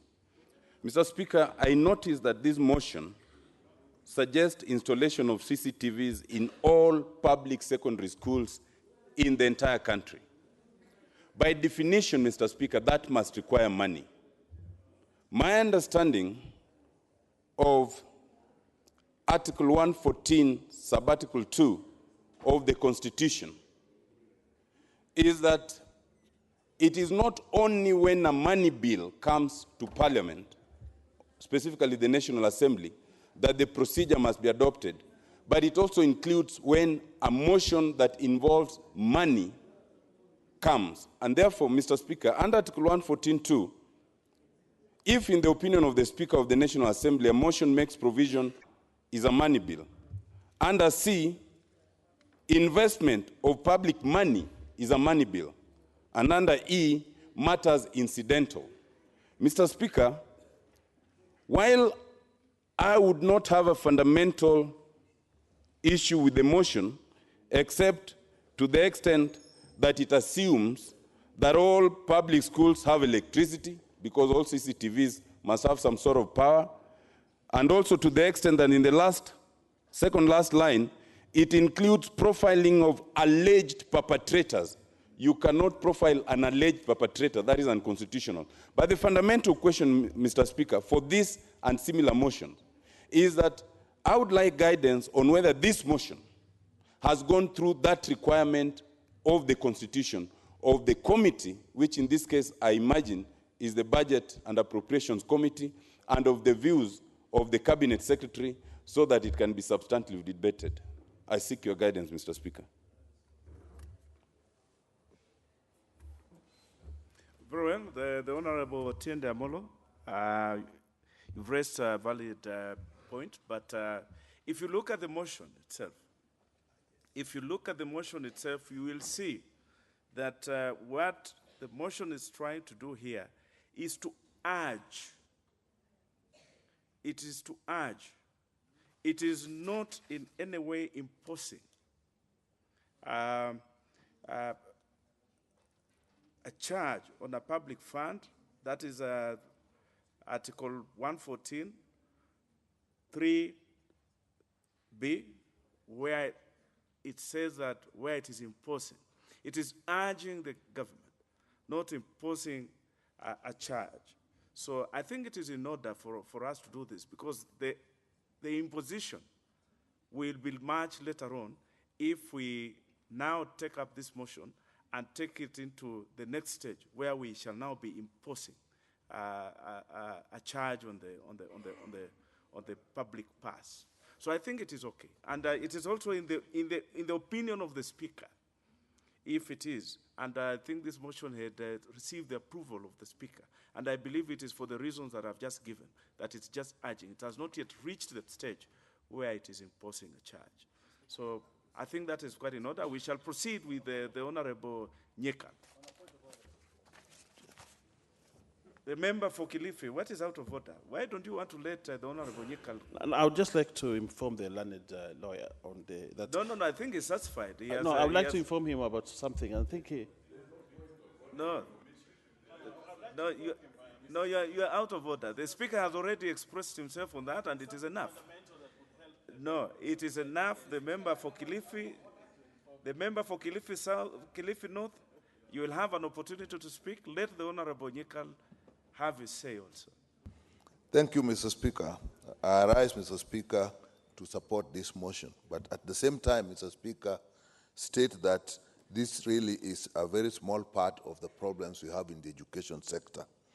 Mr. Speaker, as all the members, as many members have said, we have a major security issues in the education sector, in schools, particularly in boarding schools. Members have indicated that there have been cases of rape. We know that.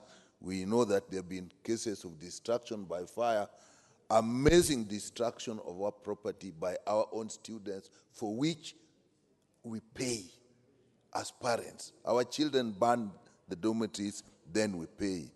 Mr. Speaker, we've noted that there have been cases of students attacking each other on issues of bullying, issues of lesbianism, and issues of homosexuality. Mr. Speaker, all these are pointing to serious security problems. What the CCTV will do, particularly if it is a continuous monitoring basis, that we may notice when these things are likely to happen and actually prevent them. But the major issue, Mr. Speaker, is the whole education system.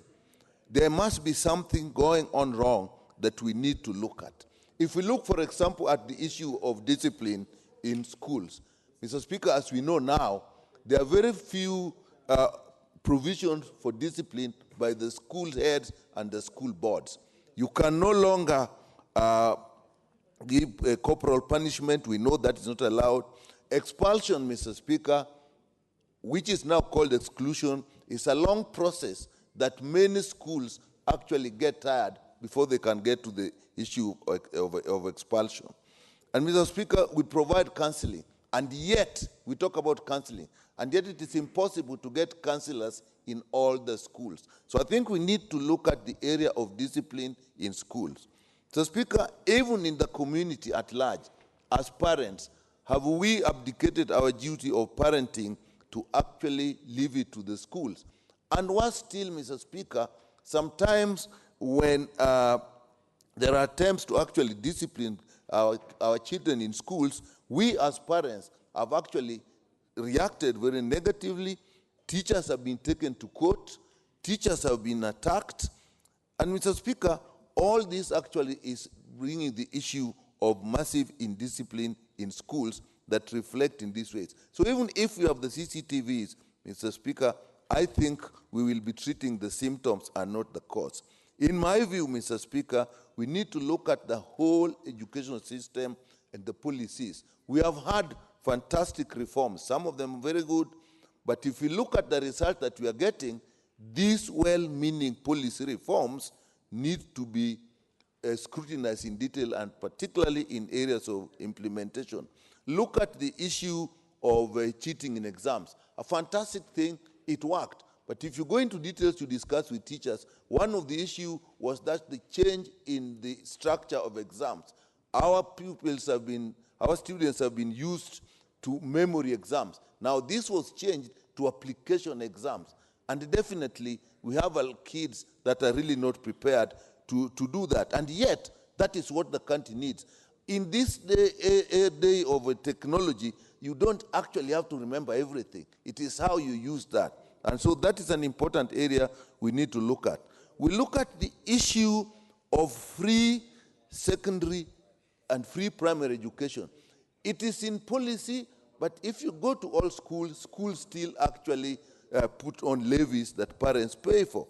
And actually, the estimates that we have done don't seem to be enough.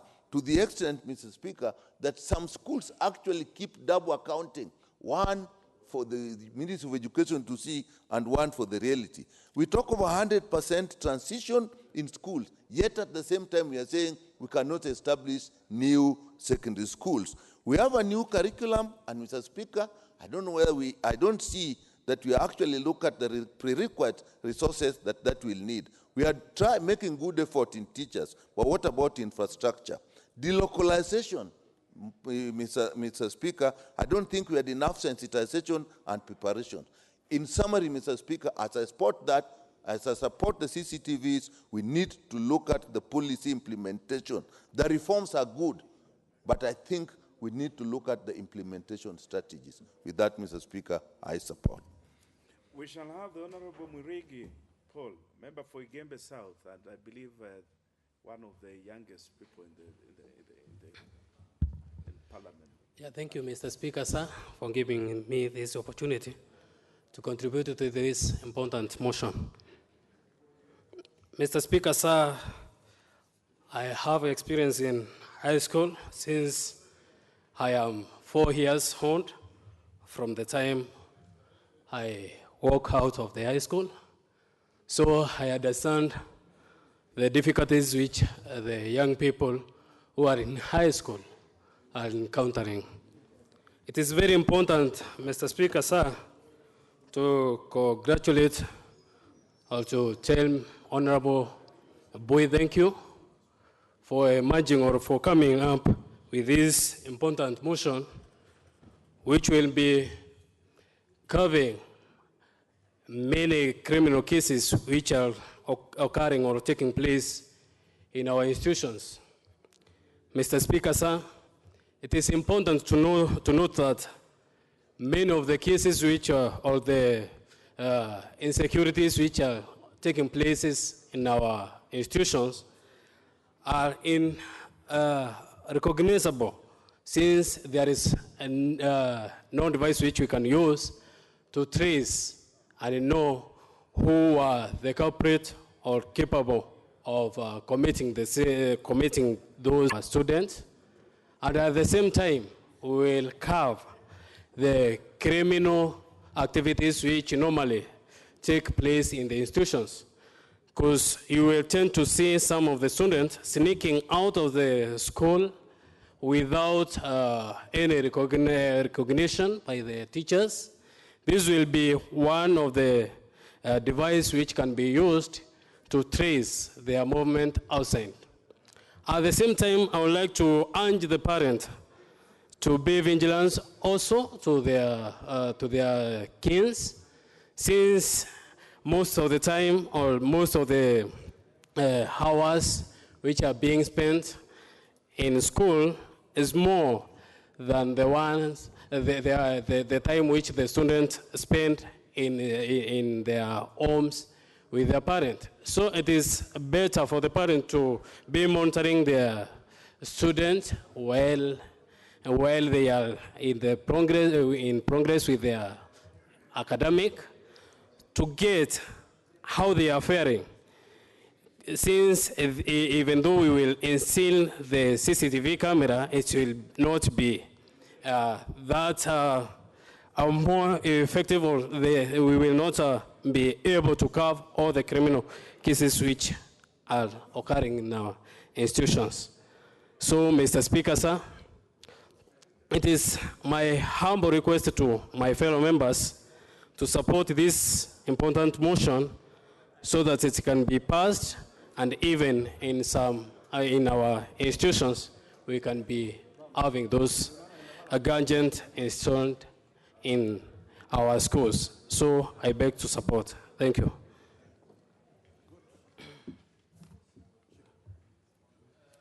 Very well. Shall we now have Honorable Baya? Thank you, Speaker. I would like to support this motion, and thank you, Honorable Mboy, for bringing to the House, the floor of the House. But more importantly, I want to say that in my constituency, I have a school called Ngala Memorial Girls Secondary School, which we have fully implemented CCTV cameras within the system, and it is working. And I would like to urge the Education Committee of this House and also members of this parliament to come and benchmark and see any skills in management, but we put them in the board of management of schools, and therefore unable to manage the schools for which we've given that responsibility. So we need to look at the whole principle of management of schools. What we see again is that students, when they are in schools, these days we are turning our schools, and especially boarding schools, into small prisons.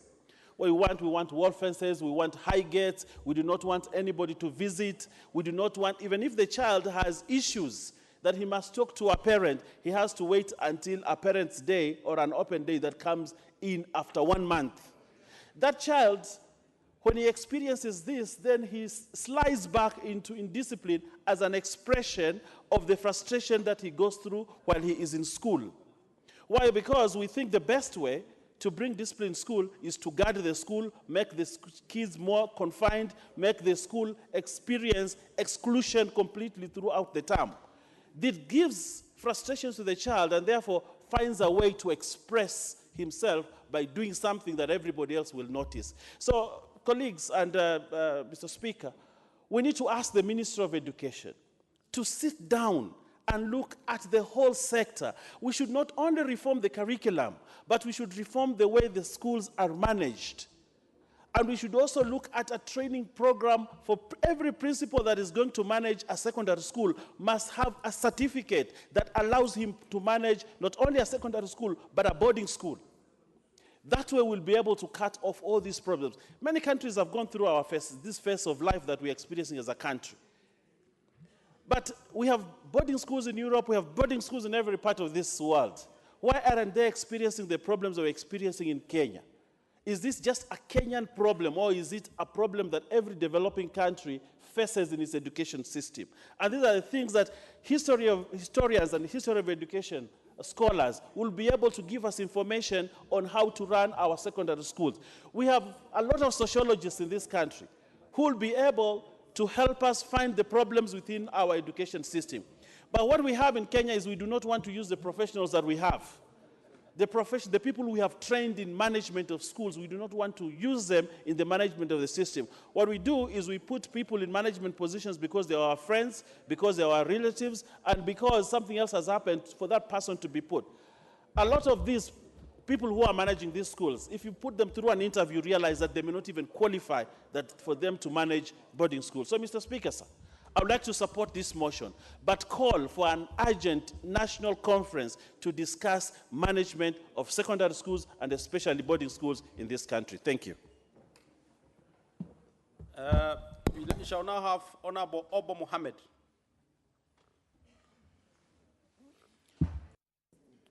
Asante Bwana Spika kunipatia nafasi na mimi kuchangia kwa mswada huu unaosema kwamba kuwekwe kamera kwa shule za upili.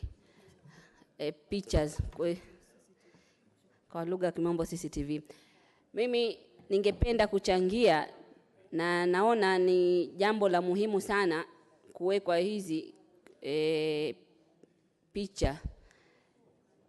Na zitasaidia sana kwa mambo ya uhalifu kwa mashule, uhalifu aina tofauti tofauti.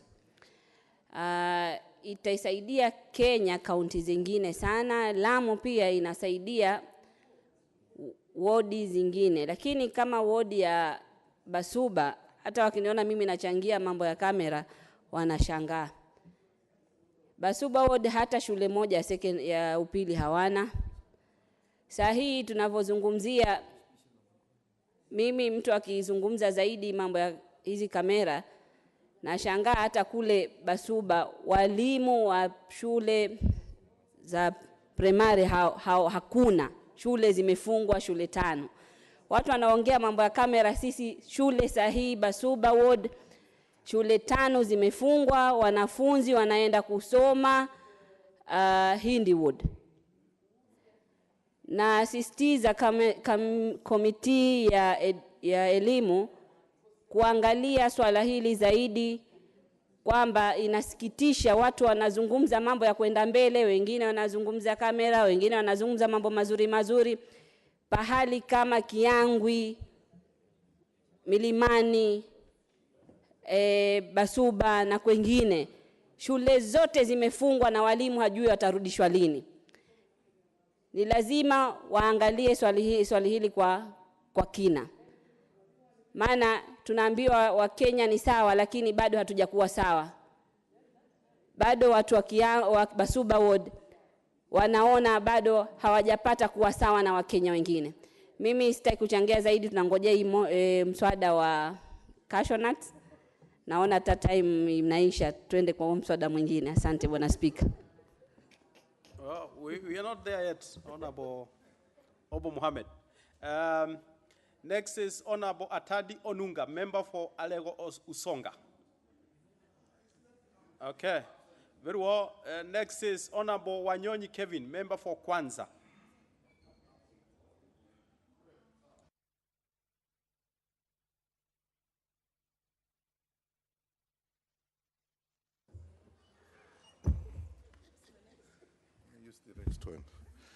Mr. Speaker, thank you so much for the chance. I've been here waiting. First and foremost, I want to thank Honorable Mbiu for bringing up this motion, which is very timely. And I also want, at the time of the completion of this motion, Mr. Speaker, we should talk about resolve. This House resolves. This House resolves that the government speedily rolls out installation of closed CCTV cameras in strategic locations in all public schools, other than urging the government. We actually debating and therefore are looking for a solution of this House. Mr. Speaker, as I go on, I want to say this is a very timely motion. Secondly, Mr. Speaker, the question is, why is it happening at this time? Our days, so 10 years back and what have you, we never had this kind of problems. And now we're having the problems. I don't understand. We should be able to understand why the problems now. One thing that I want to support one of the members mentioned here is some of this actually you blame on parental care.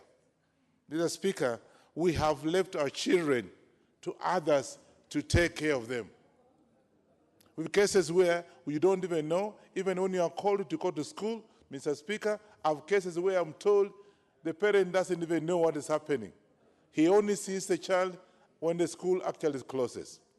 And therefore, much as we are blaming our children, and it's only happening, and if you can look at the last 3 years, Mr. Speaker, you find that banning of the dormitories is normally done towards the end, or towards the examination time, either because of examination fever or something happening at that time, where they maybe, I'm told in some cases, children are promised that teachers are going to help them do administer the examination, and when you have these changes, as somebody mentioned, the children now get irritated. So the question is, why at this time? That's a big question today.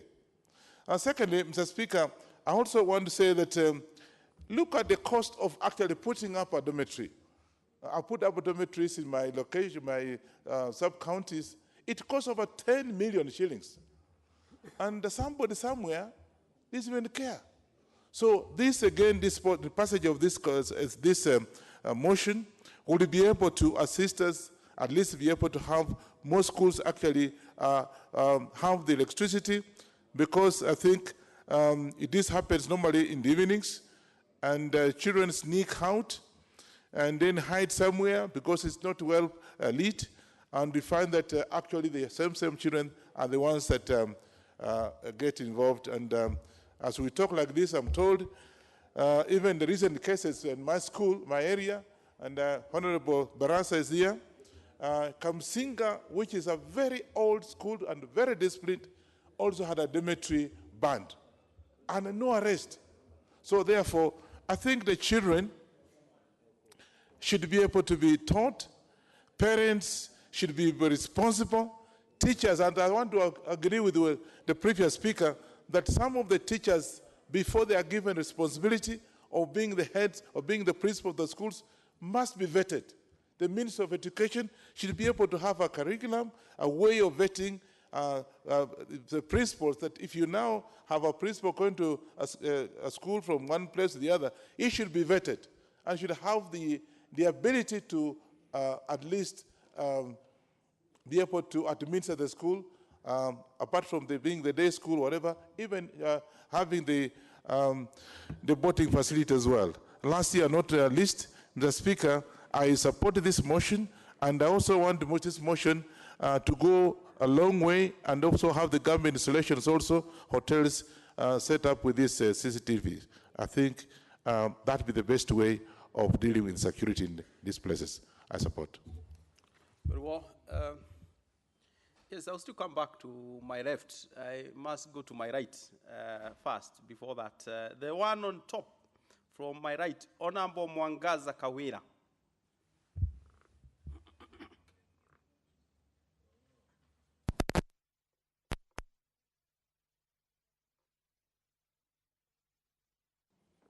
Installation of CCTV cameras, Order, you need to be on record. I suggest you use the next. If Honorable Obo Mohammed will be kind enough to give you the space. Okay, Mr. Speaker, sir, installation of CCTV cameras in all public secondary schools. I'm in support of this motion, and not only in secondary school, but I would also like the installation to be done in all primary schools, in all private and public institutions of learning, because recently we had a case in Tharaka County where a female teacher and a pupil of Muragara Primary School in Tharaka County are nursing injuries in Ashuka University following an attack on last Friday. If we had CCTV cameras in that school, establishing the suspect could have been much easier.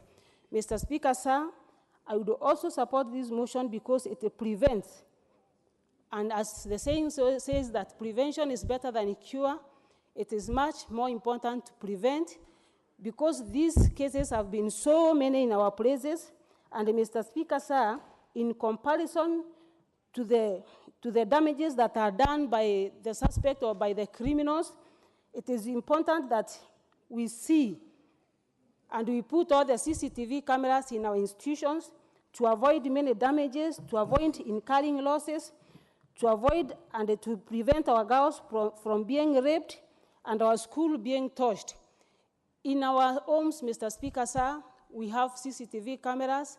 In our churches, we have CCTV cameras. In the banks, in our supermarkets, why not in our schools?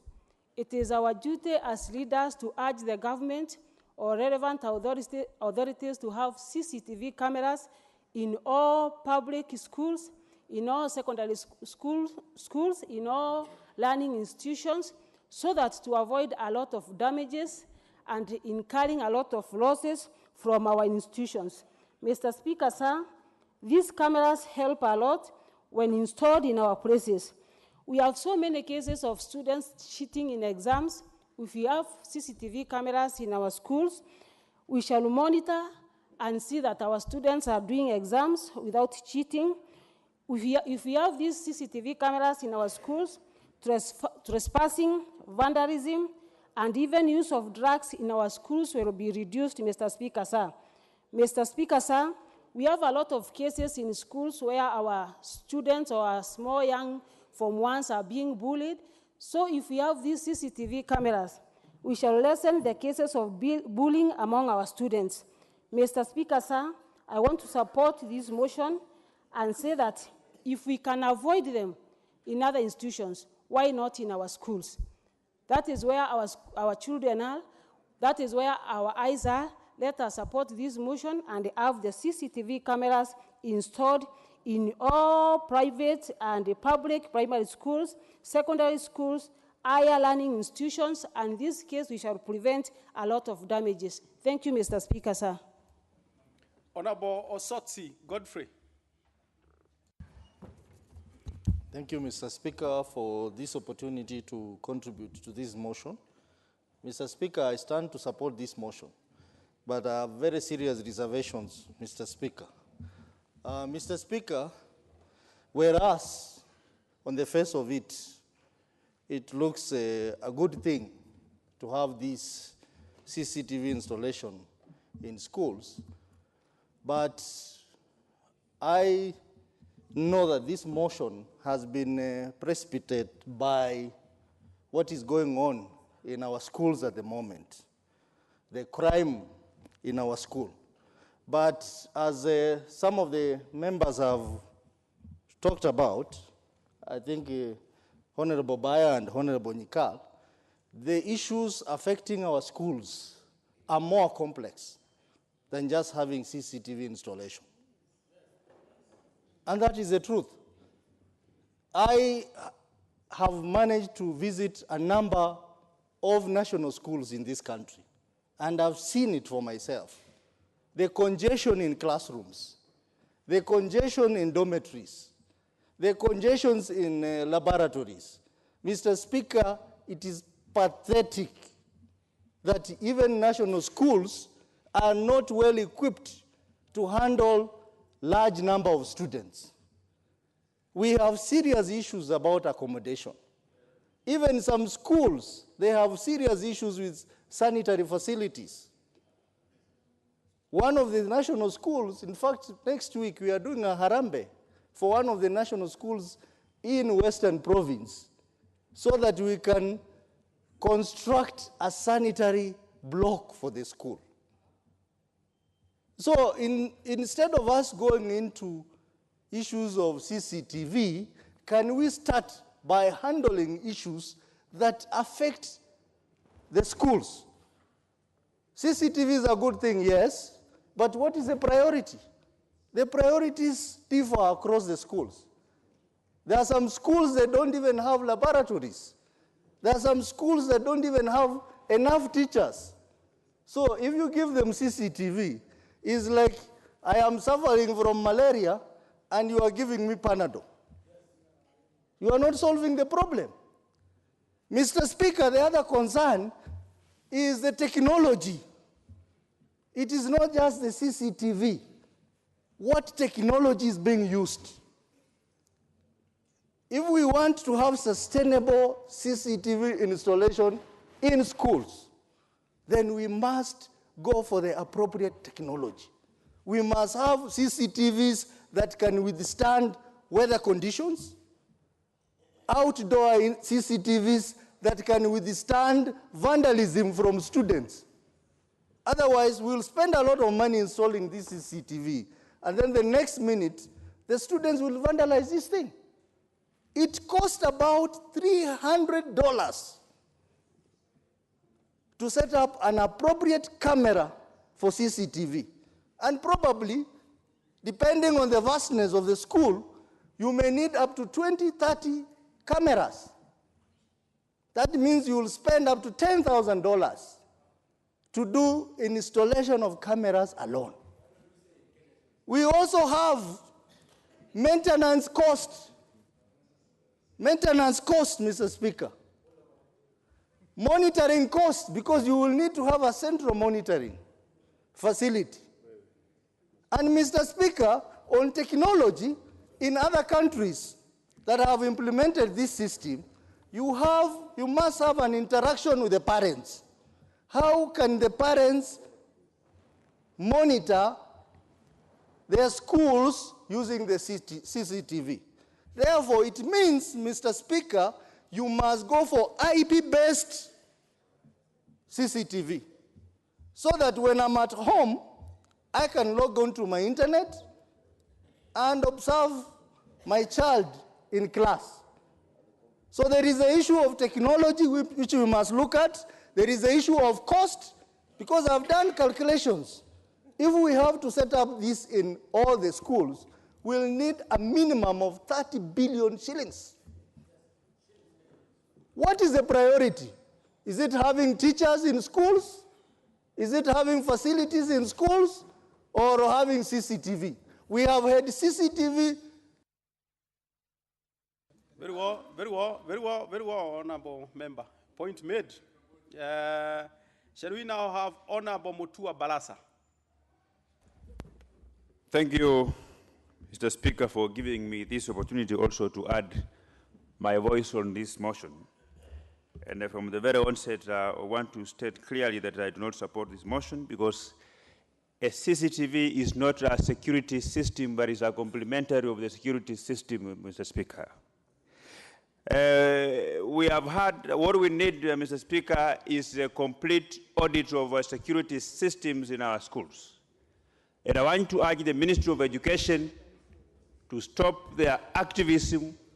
Mr. Speaker, you've seen them going to hotels, to seminars, for workshops, and when they come up out of those seminars, they say that we want to roll up a single uniform for all schools in this country.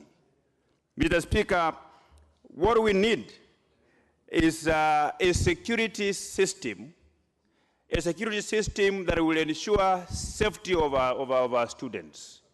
And even some of the problems that the schools are experiencing are because of lack of management skills by principals, the managers of those schools.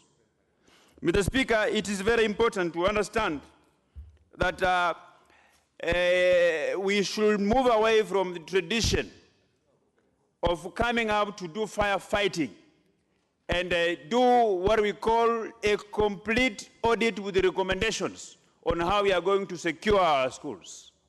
We should also need to try to, even this motion is discriminatory, Mr. Speaker, because even those students who are in private schools, they are our children. So whatever security systems that we should come up with, it must be blanket, it must also affect our children who are in private schools, as well as those in public schools, Mr. Speaker.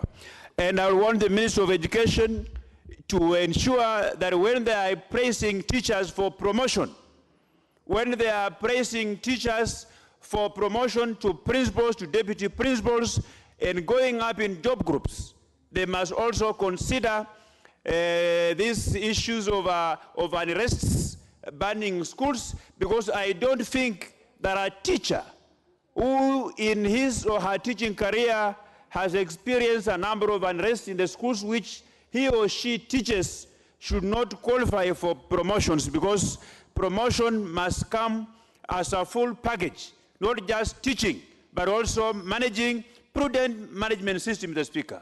For this reason, Mr. Speaker, I don't support this motion. It's very expensive and it's not going to solve the problem that we are having in schools as far as insecurity and the unrest of the student is concerned, Mr. Speaker. Thank you very much. Very well. Honorable members, I just want to remind you that when we resumed on this particular motion, there was a balance of 1 hour, 39 minutes. And I can tell from my screen here, there is very clear interest for members to contribute on this. But I'm afraid the time allocated for that particular motion is up. Yes, Chair.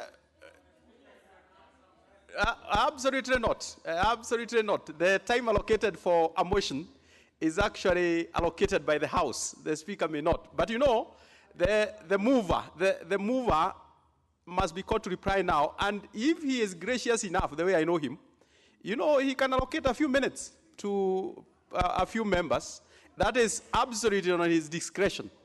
The mover, if you are kind enough, you have 405 minutes. So I suppose you can give a minute each at your discretion. 5 minutes. Would you? Yeah. It would be good for us to know. Thank you, Mr. Speaker, for the opportunity. I can see there's a lot of excitement, and my interest was to listen to members make their contributions. So maybe I could allow about 3 members a minute each. Who and who? The member for Tharaka-Nithi, the member, my neighbor, the member for Mwingi West, Mheshimiwa Pamela.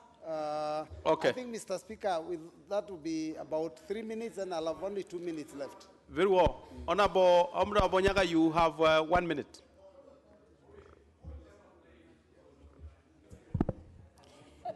Thank you, Mr. Speaker.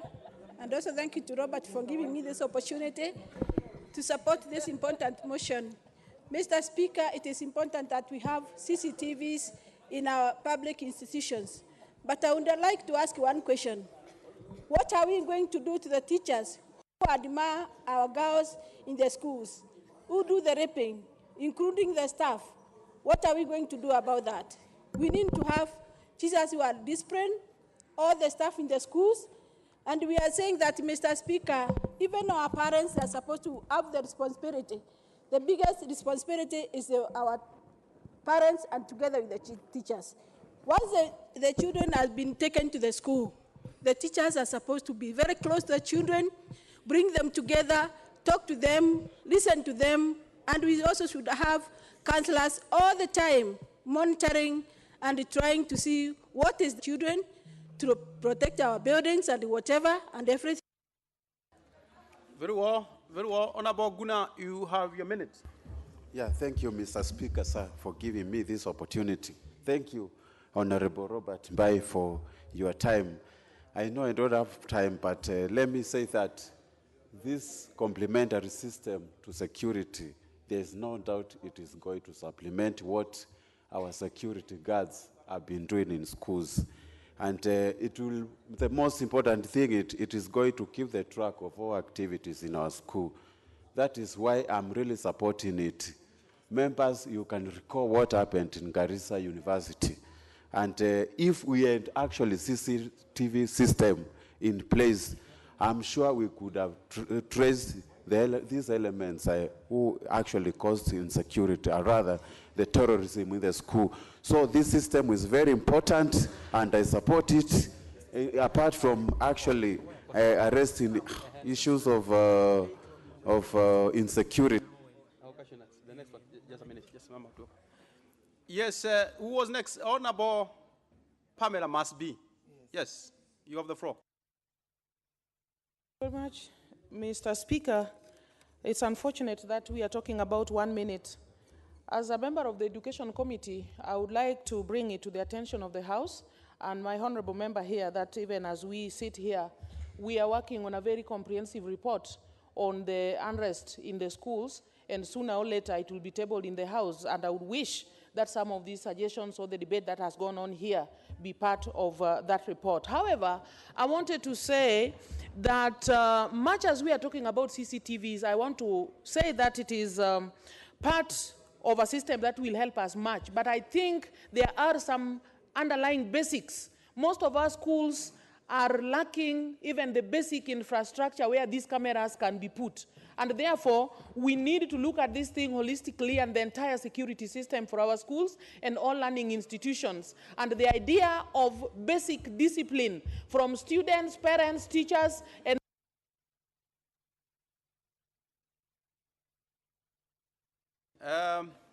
yes, Mover, you now have the remainder of 2 minutes. Yeah, thank you, Mr. Speaker. Let me begin by thanking all members for their contributions. I'm happy to note that members have all basically supported the idea, but I've noted that there is a number of suggestions that we need to take into consideration so that we could improve on the proposals. There are extreme benefits that have been mentioned. You could curb exam cheating, reduce external aggression, protect existing infrastructure, because people are saying the infrastructure is not good, but it's actually the little we have needs to be protected so that it's not destroyed. Of course, it can also help that to reduce drug consumption. It could help us to exonerate innocent victims, because sometimes when there is a fire, people assume it's arson, and maybe it could be electrical fault. So basically, it has a lot of benefits. Speaker, there's also observations that members have made that it's easy and not very, very expensive to install, and that they are proposing that even if possible, we channel the money through CDF so that it can easily reach our schools. But then over and above that, members have said that there are other problems that we need to address. So, Mr. Speaker, because of the time element, I want to say that I take the sentiments of the members, positively, and that we also try and move to the Education Committee to canvass the case for the cameras. And Mr. Speaker, as I finish, I want to say that thank you all members. We don't take your support, lightly. I reply, and pursuant to Standing Order 53.3, Mr. Speaker, I would like to request that you put the question tomorrow and at your own appropriate time. Thank you, Mr. Speaker. Very well, Muva. I agree with you. I will defer putting the question on that particular motion. Next order.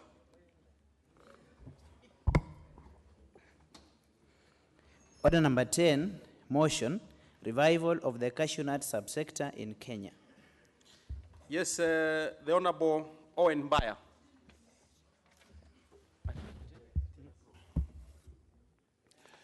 Thank you, Mr. Speaker, for giving me this opportunity to move this motion on the revival of the cashew nut subsector in Kenya. Aware that agriculture is the mainstay of the Kenyan economy, contributing to food security and employment of rural households, further aware that cashew nuts are mainly grown in the coast region of Kenya, producing about 10,000 metric tons of the nuts valued at over 264.9 million, recognizing that Kenya has a potential to produce more than 63,000 metric tons valued at over Kenya shillings 1 billion. Noting that the subsector has the potential to create many employment opportunities through value addition and fetch the exchequer millions of shillings through exports, deeply concerned that cashew nuts farming in Kenya has continued to face key challenges, among them low producer prices, which has seen many farmers cut down their trees, appreciating that Kilifi, a region at the coast of Kenya, used to be a major producer of cashew nuts in the 1980s, but the production has since dwindled, which led to, among other things, the fraudulent sale of the Kilifi Kenya cashew nuts factory, loss of livelihoods for the farmers, and subsequently increased poverty levels. This House urges the government to put in place measures to revive the cashew nut industry in the country.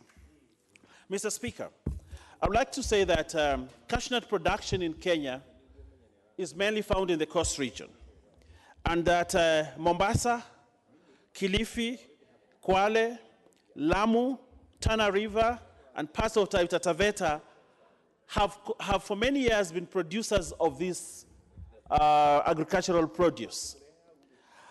But recently we have found that counties like Tharaka Nithi has embraced farming in the cashew nut subsector. And many other counties in this country have potential to grow cashew nuts. The potential to grow cashew nuts in this country is very huge, and we can double the metric tons of cashew nuts production within less than 3 years, beginning now, if the government does what we are talking about. Now, the cashew nut subsector started, we had the factory in Kilifi started in 1975. But when we remember what happened in the factory, we remember that this is one of the most painful moments in the lives of the people of Kilifi, that we lost the factory through fraudulent deals. Today, the farmers in Kilifi continue to ask the question, when will we get our factory back? But most important, they are also asking, when will we get the whole industry revived so that there is enough cashew nut product to supply to these factories? Mr. Speaker, the revenue that can be earned from the cashew nut subsector in this country is immense. Those of you many years ago when you used to pass through Kilifi when the ferry was there, you actually would not pass through Kilifi without buying cashew nuts, because it was the mainstay of the town. The town developed because the factory was there, and that cashew nut production was high, and many families were able to take their kids to school without asking for bursary or anything. They were able to access medical services without asking for anybody for a cent. They were able to build very many secondary schools and primary schools because cashew nuts provided the financing for all these things that led to the development of the region. But today, the person of Kilifi has been reduced to a beggar for everything. That the person wants to go to school, there must be bursary, there must be something that must be given to him, and yet he has a 12-acre farm that would support him because of the cashew nut that was there. Today, a person in Kilifi cannot build a decent home, a decent house. Why? Because he has 12 acres which cannot help him because the factory and the whole industry collapsed. Mr. Speaker, sir, the revival of the cashew nut subsector in the coast region is also the revival of the economy of the coast and rejuvenation of the economy of the coast, which has taken a thorough beating because we lost the industry. The tea industry thrived in this country because there was proper legislation and proper policy to protect the industry. Pyrethrum and other crops in this country prospered because there was proper legislation. Today, the cashew nut subsector suffered because government never moved to protect the sector. Mr. Speaker, for us to revive the cashew nut subsector, I would urge the government and the Ministry of Agriculture and the Departmental Committee of Agriculture of this House to, one, look at the possibility of setting up a cashew nut development authority, specifically to drive the cashew nut agenda, and also move ahead to set up a cashew nut development fund so that we can fund the revival of the sector. And this way, we would rescue this crop, which has potential of increasing the GDP of this country. Today, this crop has been lumped among many other crops in the AFA Act. Now, the AFA Act does not take cognizance of how special this crop is to a whole region. And therefore, we are likely to see this subsector collapse completely. So I would urge and request that this House resolves that cashew nuts be moved out of the AFA Act, and therefore a special act and a special policy be developed for this crop. Mr. Speaker, there are certain things which we must avoid as we revive this subsector, and for which I hope Ministry of Agriculture in this country will take into developing a new policy to spur the growth and development of the cashew nut subsector. Middlemen continue to exploit. We would like to have a policy that protects the farmer from the exploitation by middlemen. The production of this crop is diminishing. Why? Because farmers are cutting down trees today because they do not have a steady market that is available that is devoid of middlemen. Mr. Speaker, attacks from diseases. Our cashew nut crop is being attacked by diseases, but the Ministry of Agriculture has been very complacent and has not taken interest to try to come with measures which will help to cure the diseases that are attacking this. Lack of farming inputs. Today, I know the Slovak countries or some countries have come together with a program. They are selling one seedling of cashew nut to a farmer at 50 shillings. The poor farmers of Kilifi and the coast region cannot afford 50 shillings to buy one seedling. Government has potential, just like it does for coffee, it does for tea and other crops in this country, to ensure that there are resources to purchase seedlings and give them to the farmers to ensure that the farmers can replant new crops. We have seen other crops have research funds. Now, these research funds have been instrumental to sustain the crops, but there hasn't been even 1 shilling allocated in cashew nut research, for which it would help us to fight diseases, produce new variety, produce new crops, and research which can even help us get better marketing and also do better value chain addition. Mr. Speaker, I urge this House, in its wisdom, and the wisdom of the members that sit in the benches of this House, that today should mark an opportunity for the people of the coast and the people of Kilifi and other counties in this country that grow cashew nut to see a new dawn. The dawn that they will have a full meal because their farms are able to supply them with enough cashew nut produce, take it to the farm, they pay their school fees for their children and buy food. A dawn that will see us using agriculture to kick out poverty in the region.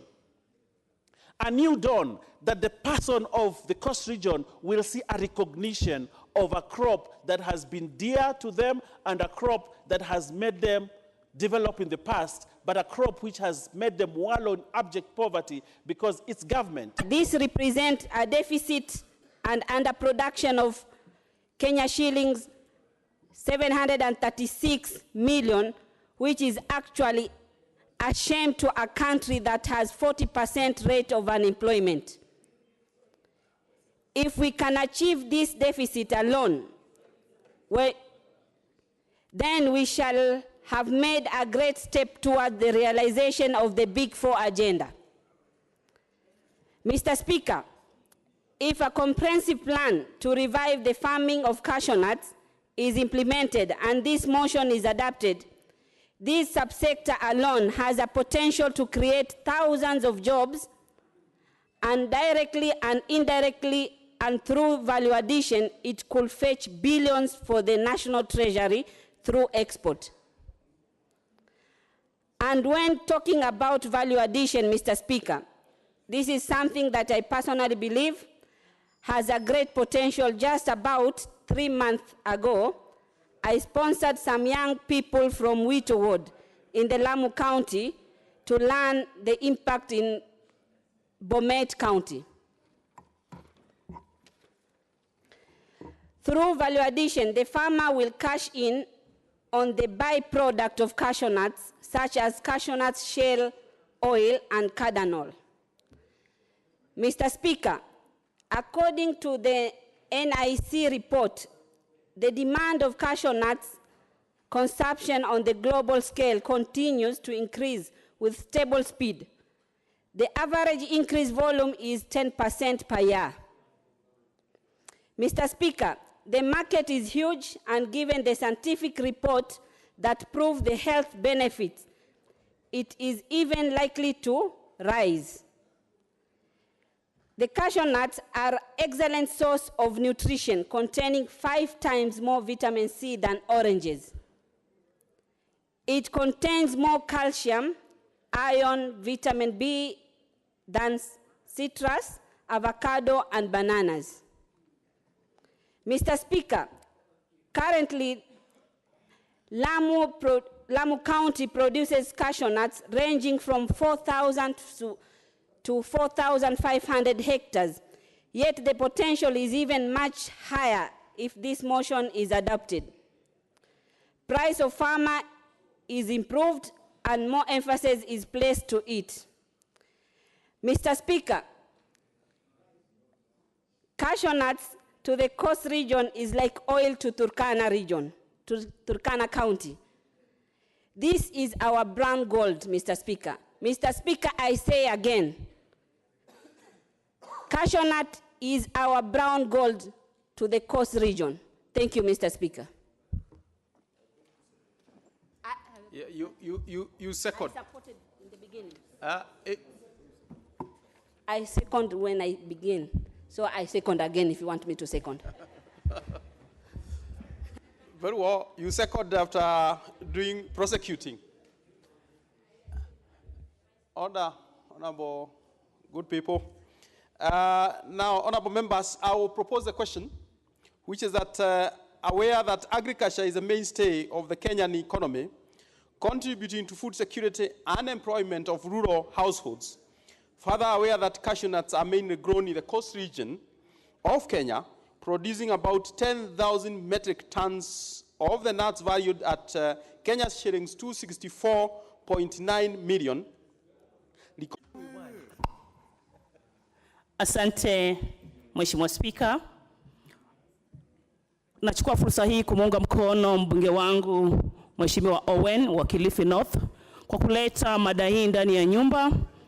Mheshimiwa Spika, mkorosho na korosho zake umekuwa ni mmea wa muhimu sana katika jimbo la Pwani na hasa katika jimbo la Kilifi, na tuko hapa kuunga mkono kuregeshwa upya, kuanzishwa tena kampuni ya mkorosho pale Kilifi. Kwa wakati huu tunaomba serikali iweze kutia maanani kuwa korosho au mmea wa mkorosho ni kati ya mimea ile muhimu sana katika biashara zote kulinganishwa na kahawa na chai ya kule nyanda za juu. Mheshimiwa Spika, kampuni ya mkorosho ilikuwa imeweza kupeana kazi miaka ya 90 kwa wamama, nazungumza wamama tu, zaidi ya 600 ndani ya kampuni ile. Na kiwanda hichi kilipofilisika, familia nyingi, Mheshimiwa Spika, ziliweza kusambaratika. Wengi wetu katika jimbo la Kilifi tumeweza kusoma kwa sababu ya pesa ya korosho. Wamama walikuwa ni wamama wa kujitegemea ndani ya jimbo la Kilifi. Hawakungoja baba aje nyumbani ndio waweze kuwa na chakula juu ya meza. Hawakungoja watoto watoke kazini ndio wawe na chakula juu ya meza. Kufilisika mkorosho huu umeleta shida ya makazi ndani ya jimbo la Kilifi na pwani nzima. Mheshimiwa Spika, kati ya idleness, kuwa na vijana ambao wanazurura ovyo, ni kukosa hata mtambo mmoja ndani ya jimbo la Kilifi. Lakini kuregeshwa kwa mtambo huu kutaleta makazi kwa vijana, kina mama na kina baba ndani ya jimbo la Kilifi.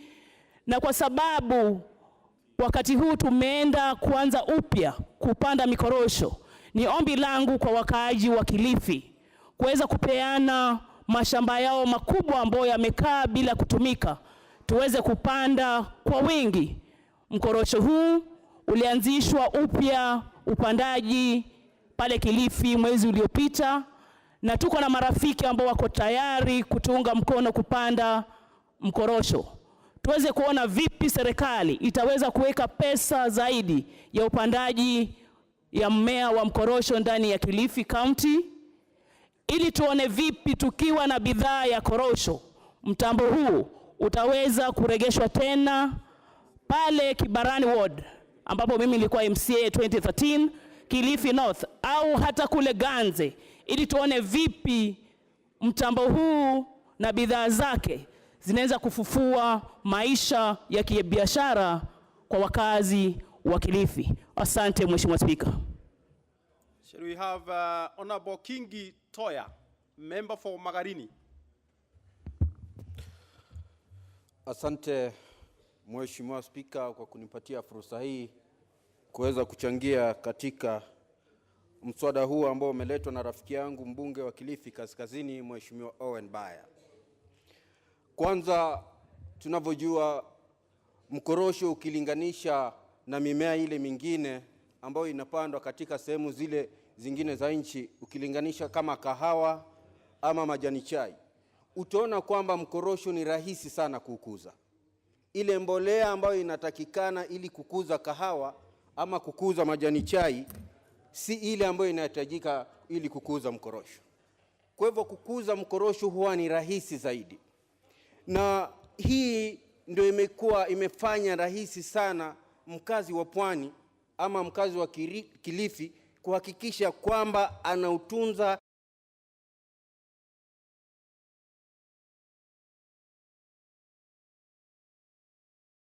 kwa wakazi wa Kilifi ama wakazi wa pwani. Na tunaona saa hii kwa sababu kiwanda hiki cha korosho ama sekta hii ya mkorosho imefifia ndani ya Kilifi, ndani ya pwani, unaona kwamba wananchi wengi wamekuwa wanauza ardhi zao. Na hii imechangia umaskini katika sehemu zile. Unaona vijana wetu, kitambo sisi wakati tukisoma ilikuwa rahisi, unaingia shambani, unaokota korosho, unaenda kuuza, na ukiuza pale ndo unanunua kitabu, unanunua kalamu bila hata kumsumbua mzazi. Lakini tangu sekta hii ama sehemu hii ya mkorosho, ya kukuza korosho ififie, unaona kwamba hali ya maisha imekuwa ngumu. Na kama tumeongea kwamba Kenya hii ni lazima kwamba kuwe na viwanda ili tulete ajira za watu wetu, ni lazima sekta hii mojawapo ya korosho ifufuliwe. Na mimi najua ikifufuliwa sekta hii ya korosho, vijana wa pwani, vijana wa Kenya, hata wamama watapata kazi. Kwa sababu pale kutakuwa na wakulima, kuna kuwa wale wanaookota korosho, kuna wale ambao wanauza hizi korosho, utaona pale kutakuwa na kazi tofauti tofauti. Na mapato yake, mapato ya mkorosho yatachangia sana. Mkazi wa Kilifi, mkazi wa pwani ataweza kuweka chakula juu ya meza. Na hii tutahakikisha kwamba hakuna wakati hata mmoja tutahangaika kuomba serikali kwamba tunataka chakula ya msaada.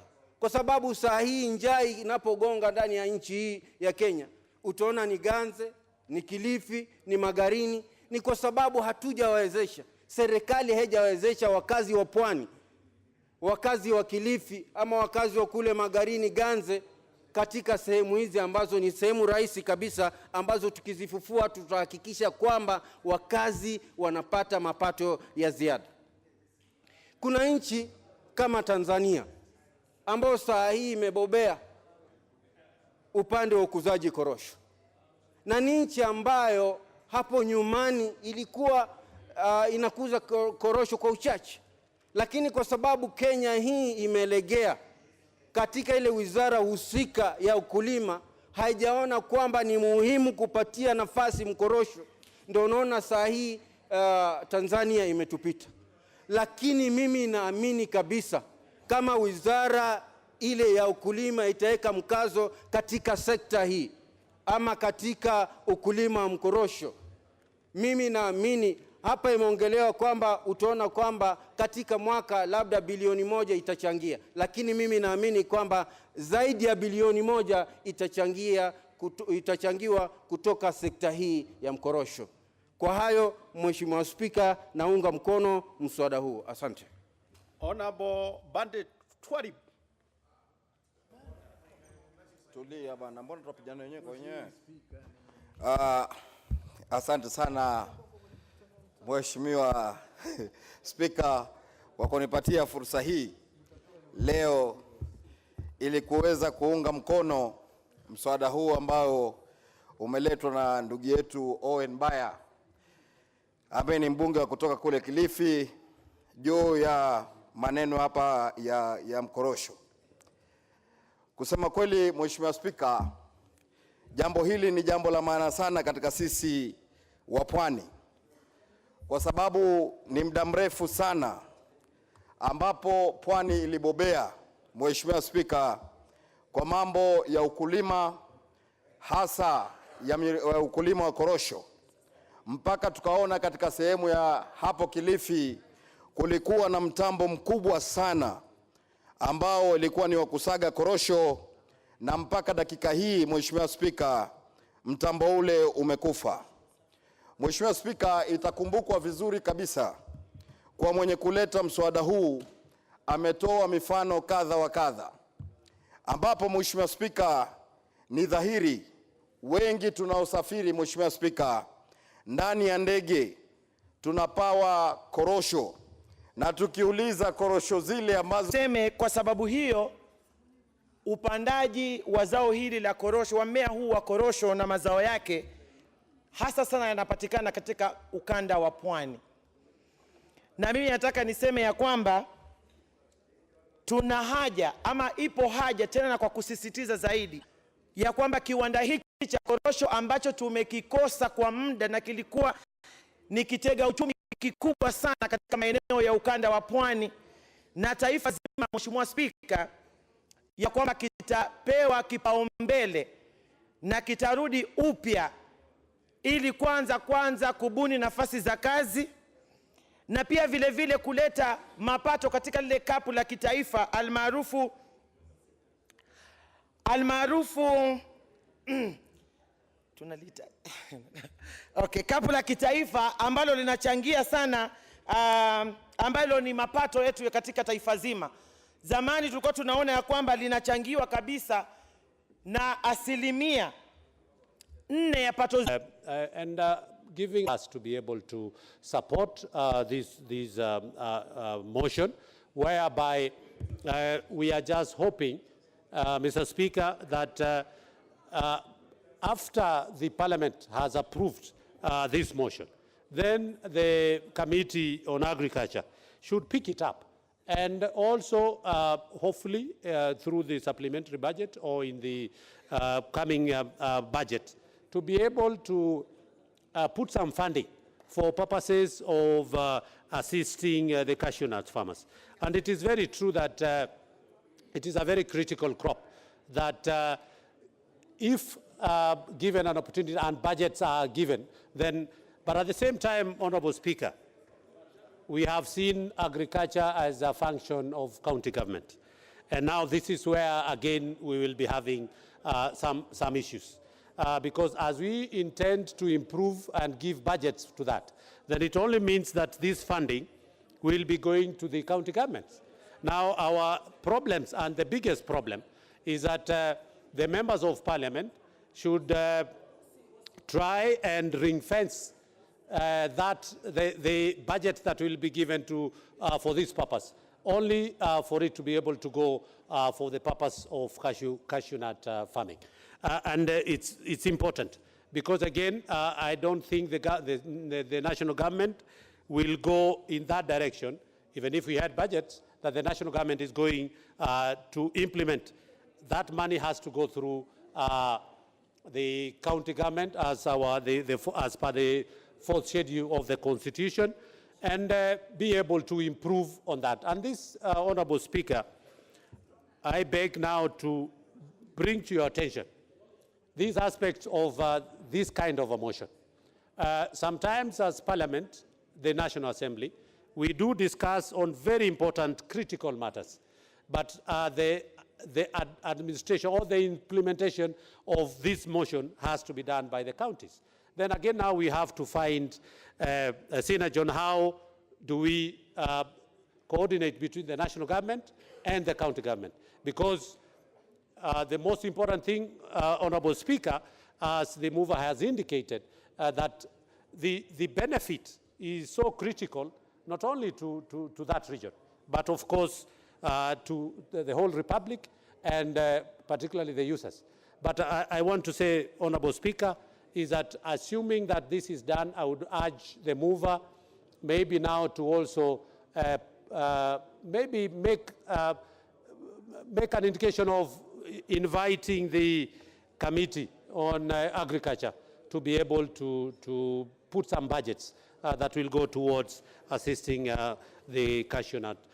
With those few remarks, Honorable Speaker, I totally agree with the mover that we need to assist the cashew nut farmers in their respective regions. I support. Very well. Honorable Tayali Stephen, member for Kinango.